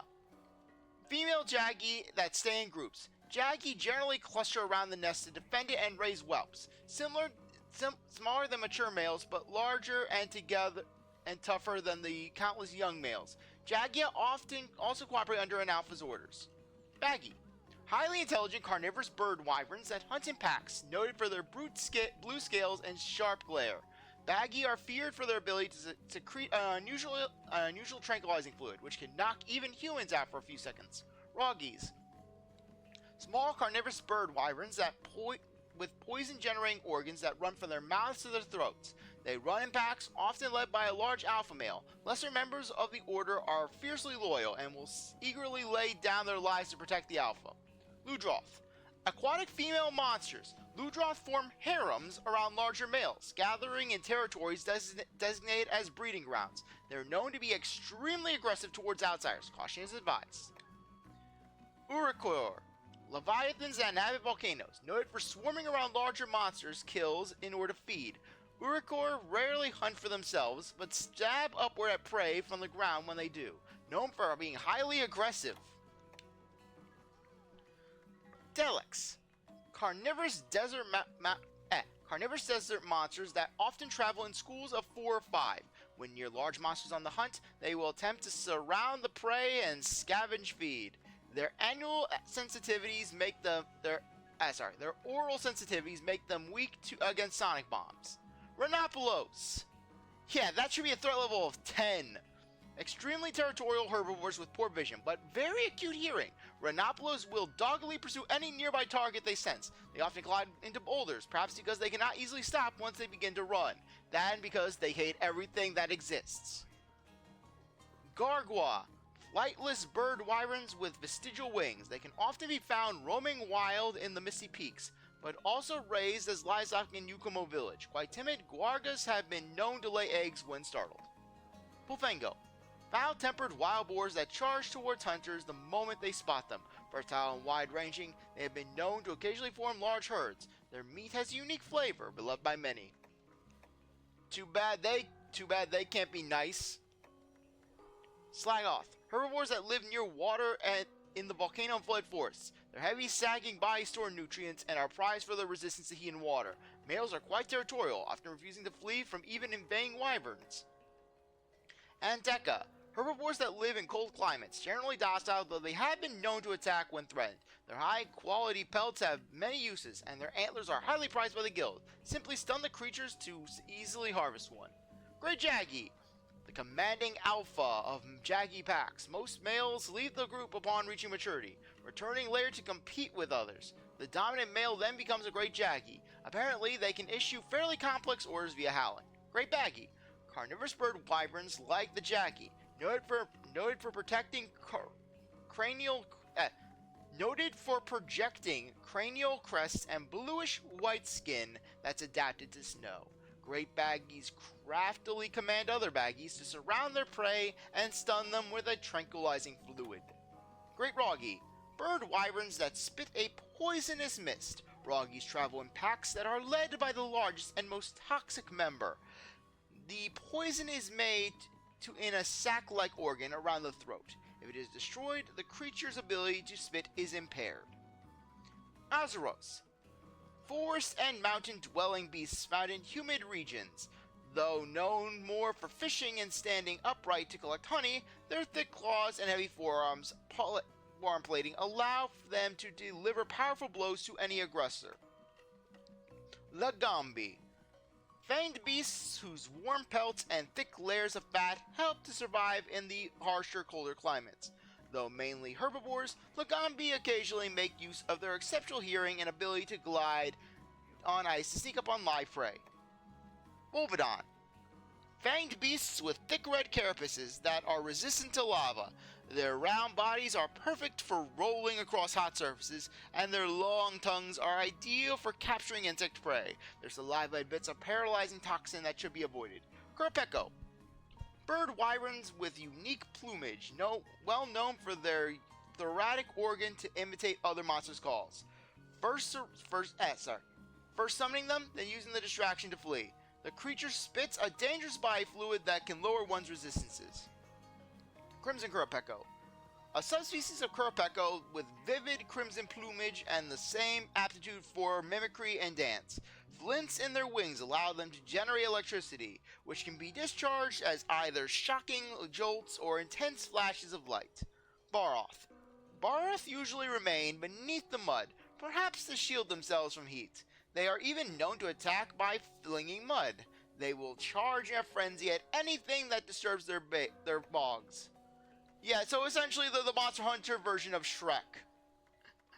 Yeah, now I can just imagine, just the Baroth. Somebody once told me. Yeah, freaking just make it have a mod where basically the Baroth's theme is replaced with All-Star by Smash Mouth.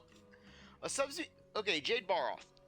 A subspecies of Baroth found in colder climates. Lacking mud, they coat themselves with snow and ice, which can be flung at perceived threats. They are known for bashing their overgrown crowns in the ice, and subsist primarily on Banabra. Urigan.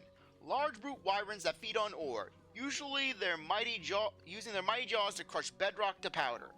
They cleverly affix rocks and ore to their hides with lava, then cast them about, using vibrations to make them explode. When they fall, ore can be mined from their bodies. Steel Urigan. A metallic subspecies of Urigan with an unusual diet that allows it to create a powerful noxious gas. The gas permeates the rocks on its body, which can then emit foul fumes when scattered. Like regular Urigan, they can travel quickly by rolling. Durimbros. Giant brute wyverns with hammer-like growths on their tails. They subsist on fallen or withered trees, often using their tails to knock the trees over. Researchers speculate that the lumps on their back act as some sort of energy source. Rust Durembros. A reddish-brown subspecies of Durembros with an axe-shaped tail. The tail is especially well suited to desert life, as it scatters and some sand each time it's swung. Despite the desert heat, these creatures can remain active for long periods of time. Rathian. Fire-breathing female wyverns, also known as the queens of the land. With powerful legs and poison-secreting tails, they hunt mainly on the ground, sometimes seen preying as a couple. Rathians cooperate well with Rathalos. Pink Rathian. A subspecies of Rathian with vibrant pink scales. Pink Rathians wield their toxic tails more skillfully than normal Rathians, using a wide variety of attacks to weaken their prey before eventually moving in for the kill. Gold Rathian. A rare variant of Rathian with a beautiful golden body reminiscent of the moon. Little is known about their behavior or physiology, including the source of their rich golden sheen, probably the Wrath Gleam. Rathalos. Terrible wyverns called the Kings of the Sky. Along with Rathian, they stake wide territories centered around their nests. Rathalos descend on invaders from the sky, attacking with poisonous claws and breaths of fire. Silver Rathalos. Wait, that's only a level 4 threat? The fact that an Urigan is more threatening than a Rathalos. Like a Baroth is just as threatening as a Rathalos.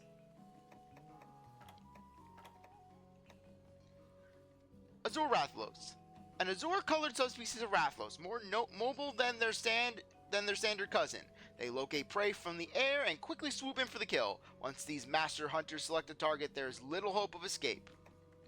Silver Rathalos. A rare variant of Rathalos with a beautiful silver body reminiscent of the sun. Little is known about their behavior or physiology, including the source of their rich silver sheen. Diablos. 37 hunted.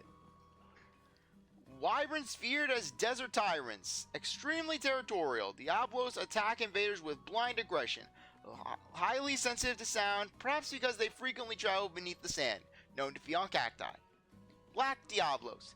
These black shielded Diablos are treated as a subspecies, but are actually just normal female Diablos in heat. The color change is a warning to other creatures that they are horny, as they tend to become extremely aggressive during mating season. Giganox. Wyverns that inhabit the tundra. Giganox live in darkness and thus have degraded vision. But not as degraded as a Kezu, because at least they have a theme. Sure, Giganox can be an absolute pain in the ass to hunt, but darn it, at least has a theme. They detect prey via body heat, then attack with poison. When excited, their color changes and parts of their body harden. Extremely fertile, laying innumerable eggs. Baleful Giganox. A subspecies of Giganox that uses electricity to stun prey. It is believed to be a random mutation, and as such, sightings are relatively rare. It may be possible to weaken its electrical powers by destroying the capacitor organs on its body. Barioth. Wyverns that rule the eternally frozen tundra. Barioth use their huge tusks and spiked scales to move freely atop the slippery ice. This ability makes them very difficult to keep up with. Sand Barioth. A Barioth subspecies that resides in the sandy plains. Their breath is strong enough to generate tornadoes, which they then use to travel at high speeds. Their yellow carapaces are tinted red, and their fangs shine deep blue when polished. Royal Ludroth. How is the Royal Ludroth so far back? Royal Ludroth are the sponge-like... Royal Ludroth use their sponge-like neck scales to absorb water and keep from drying out on land. Once the sponge loosens moisture, they attempt to re-enter the water. They also spew mucus to help to trip up their prey. Purple Ludroth. A Royal Ludroth subspecies with a spongy purple mane that can both store and disperse a powerful toxin. Moistening this mane seems to revitalize the creature, so it prefers to reside in watery areas. Gobel. Monsters with strong camouflage skills and powerful neurotoxins. Poor swimmers, even though the Gobel lives underwater. Gobels conceal themselves and lure prey by imitating plants with their barbels. They can reportedly swallow Epioth hole and are known to love frogs. Basically a hint that you can fish them out. Nibblesnarf. Leviathans that have adapted to live in sandy areas. They burrow beneath the desert and locate prey orally. They suck both the target and any surrounding sand into their massive maws. Their gill-like organs in their mouth are thought to absorb nutrients. Lagiacrus. Leviathans that exist at the top of the aquatic food chain, feared by sailors as the lords of the sea. Lagiacrus store enough electricity in their spinal organs to make the ocean surge. Occasionally, they can be found resting on land as well. Ivory Lagiacrus, a subspecies of Lagiacrus with a beautiful ivory carapace. It has exceptional mobility while on land, and its charge and breath attacks are nothing short of devastating. The electrical charges it emits when enraged are truly fearsome. Agnactor, also known as the fire pike wyverns. Acantor use their tough beaks and great strength to burrow beneath the rock. However, their hardened lava armor becomes soft when they burrow underground or are attacked with fire or explosives. So basically, using fire weapons can actually be beneficial against them. Glacial Agnactor. A tundra-based subspecies of Agnactor that spits powerful jets of water. Its sharp beak allows it to burrow into the permafrost and clad itself in a layer of ice. This icy armor can only be melted with heat-based attacks. So once again, fire. Nargacuga. Flying wyverns that have evolved to live in thickly wooded areas. These sly beasts stalk their prey from the shadows with ferocious speed and dogged tenacity, and their massive tails are as dexterous as they are deadly. Green Nargacuga. A Nargacuga subspecies with modded fur that allows it to blend into the foliage of burnt areas like the flooded forest and the deserted island. It is quite skilled with the use of its tail, and the spikes of which are said to be extremely deadly. Zinogre. Fanged wyverns whose bodies are streaked with electricity, sharp claws, and strong limbs allow them to thrive in mountainous terrain. During hunts, they gather numerous thunderbolt bugs to boost their powers and enter a supercharged state. Stygian Zinogre. A subspecies of Zinogre with a jet black body. It gathers bugs that eat dragonfell berries and uses their dragon element energy to dramatically boost its power. Perhaps this is why they can survive in extreme heat or frigid cold. Plesioth. Giant piscine wyverns with swift and varied underwater movements, as well as deadly breath and charging attacks. Plesioth are agitated by loud noises, so approach warily. Their favorite food is frogs. A subspecies of Plesioth with jade green scales. Though primarily aquatic, these creatures' movements are equally adept both in land and out of water. When enraged, it is a habit of surfacing to rampage on land, i.e. it's arguably easier to deal with than the regular variant. Brachydios. Brute wyverns coated in an explosive green substance. This material is thought to be a unique myxomycete, or slime mold, that is primed to explode by the Brachydios' own saliva. Note that these crafty creatures can also deliver powerful forcing strikes. Sideus. Legendary elder dragon known as both Shining Giants of the Depths and Great Sea Dragons. Not confirmed to exist until recently. The Mogaquakes were due to a Sideus biting its abnormally large horns into the earth. Goldbeard Sideus. A rarely seen subspecies of Sideus, confirmed to exist deep within ocean ruins. The golden light that they cast into the dark depths befits a creature of such legendary status. Sadly, little is known about their relationship to the standard Sideus. Devil Joe. The dreaded nomadic Devil Joe have no specific territory of their own. Their muscles swell if provoked, revealing old wounds. Needing to feed constantly due to a high body heat, they can hunt nearby animals to extinction. Jedmaran. Rare ore can be mined from these enormous dragons' backs. Thus, they are considered symbols of prosperity. They swallow vast amounts of organic material and are always surrounded by scavenging delicts, which sailors use to locate them. Hollow Jedmaran. A subspecies of Jedmaran whose appearance has been linked to a crystal shimmering in the darkness. It inspires such awe and wonder that news of sightings draw a stampede of hunters from across the land. Elatrion, blazing dragons so named for resembling both lightning and darkness, they mercilessly tear apart whoever touches their sharp scales. Elementally unstable, their actions can affect the very weather, living natural disasters, and finally, Dire Miralis. Some legends consider this great dragon to be the devil fated to destroy the world, while others claim it to be the giant who birthed creation. Is there any way for mere humans to quell its unending rage? And with that, we're done. As for my thoughts on this playthrough, you know what? I'm going to put on the credits. Actually, no. I'm not going to do it. I'm not going to be that long. But anyways, in regards to my thoughts on this playthrough, while I have shown a great deal of irritability, especially towards the end, I have loved this playthrough. It basically was I don't mean to sound overdramatic when I say this, but it was a bit of a growing moment for me, because I never thought that I could clear G rank on my own. Because basically, I would always struggle with G rank quests. I would get my ass handed to me, and I was thinking, how could I do this? I need people. But we did it. We made our way through low rank, high rank, G rank, defeated the Dire Miralis. Sure, we didn't defeat the Elatrion. Sure, we didn't defeat the Abyssal Lagiacrus or the Lucent Nargacuga.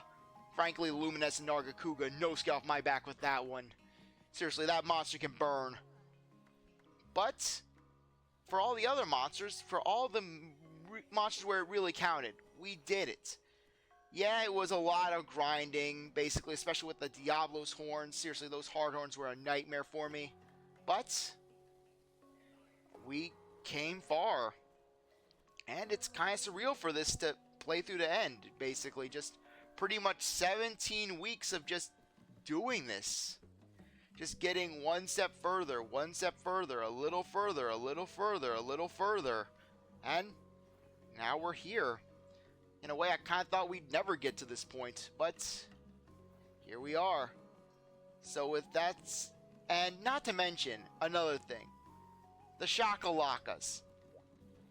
I did not think that the Shakalakas would be as handy as they were, because basically, I never really used them in the past, because like I said, I would always be on multiplayer. I would have other people, and just I would have Cha-Cha at most, but most of the time, it would just be me and other people. So the Shakalakas stay back. They don't get experience, and they weren't getting stronger. And likewise, I wasn't using abilities. I'm like, why do I want to use abilities? Frankly, I thought the most a Shakalaka could do was use the Pitfall Mask to serve as a spare pitfall trap. But how wrong was I? Because basically, the Shakalakas, they can really put in some good work, especially if you give them slime. And with the ultimate mask, Kayamba was able to do some serious damage. And one thing about the Shakalakas is that they're not like Palicos where, oh, you gotta where in several Monster Hunter games, you would have it where you would have an army of Palicos. You would have different kinds of Palicos. You'd have offensive Palicos, defensive Palicos, trap Palicos, every kind of Palico. Meanwhile, with the Shakalakas, you got two Shakalakas. Just give them the masks. You don't have to deal with stats. You don't have to deal with all that. You don't have to deal with armor sets. You don't have to deal with weapons. It's basically just go in, train them up, get them to synergize, give them the dances you want. Pretty straightforward. And not to mention, I like the personalities of the Shakalakas. Seriously, Cha-Cha and Kayamba have grown on me, and basically, and I've enjoyed hunting with them. They were companions, and basically, I could not have gotten as far as I did without them. Seriously, these two were the core of the team. And if that's one thing that I learned from this that I got out of this playthrough, it is don't underestimate the Shakalakas. They can help. So, yeah, not to mention another thing. This is the first time I've ever gone through the entirety of a Monster Hunter game without hammer. Basically, normally I'm a hammer guy. I will go in, I'll start a game, and I will stick to my hammer, and I will cling to my hammer. But this time around, I went with the greatsword, and it really benefited. Though basically, just the greatsword has been one of those do-it-yourself weapons for me because basically back in Generations Ultimate, when I didn't have Nintendo Online, basically, and I wasn't basically having access to multiplayer, I had to change things up because I was getting my ass handed to me, even though I used hammer for years. And then basically, I forged a greatsword set, and that set was very similar to what I'm running now, and I was doing wonders with it. It could basically just wreck monsters, and it was a lot of fun to use. And likewise, it was fun building this setup. Not to mention, basically, the fact that with greatsword, you can get away with having one greatsword, maybe two.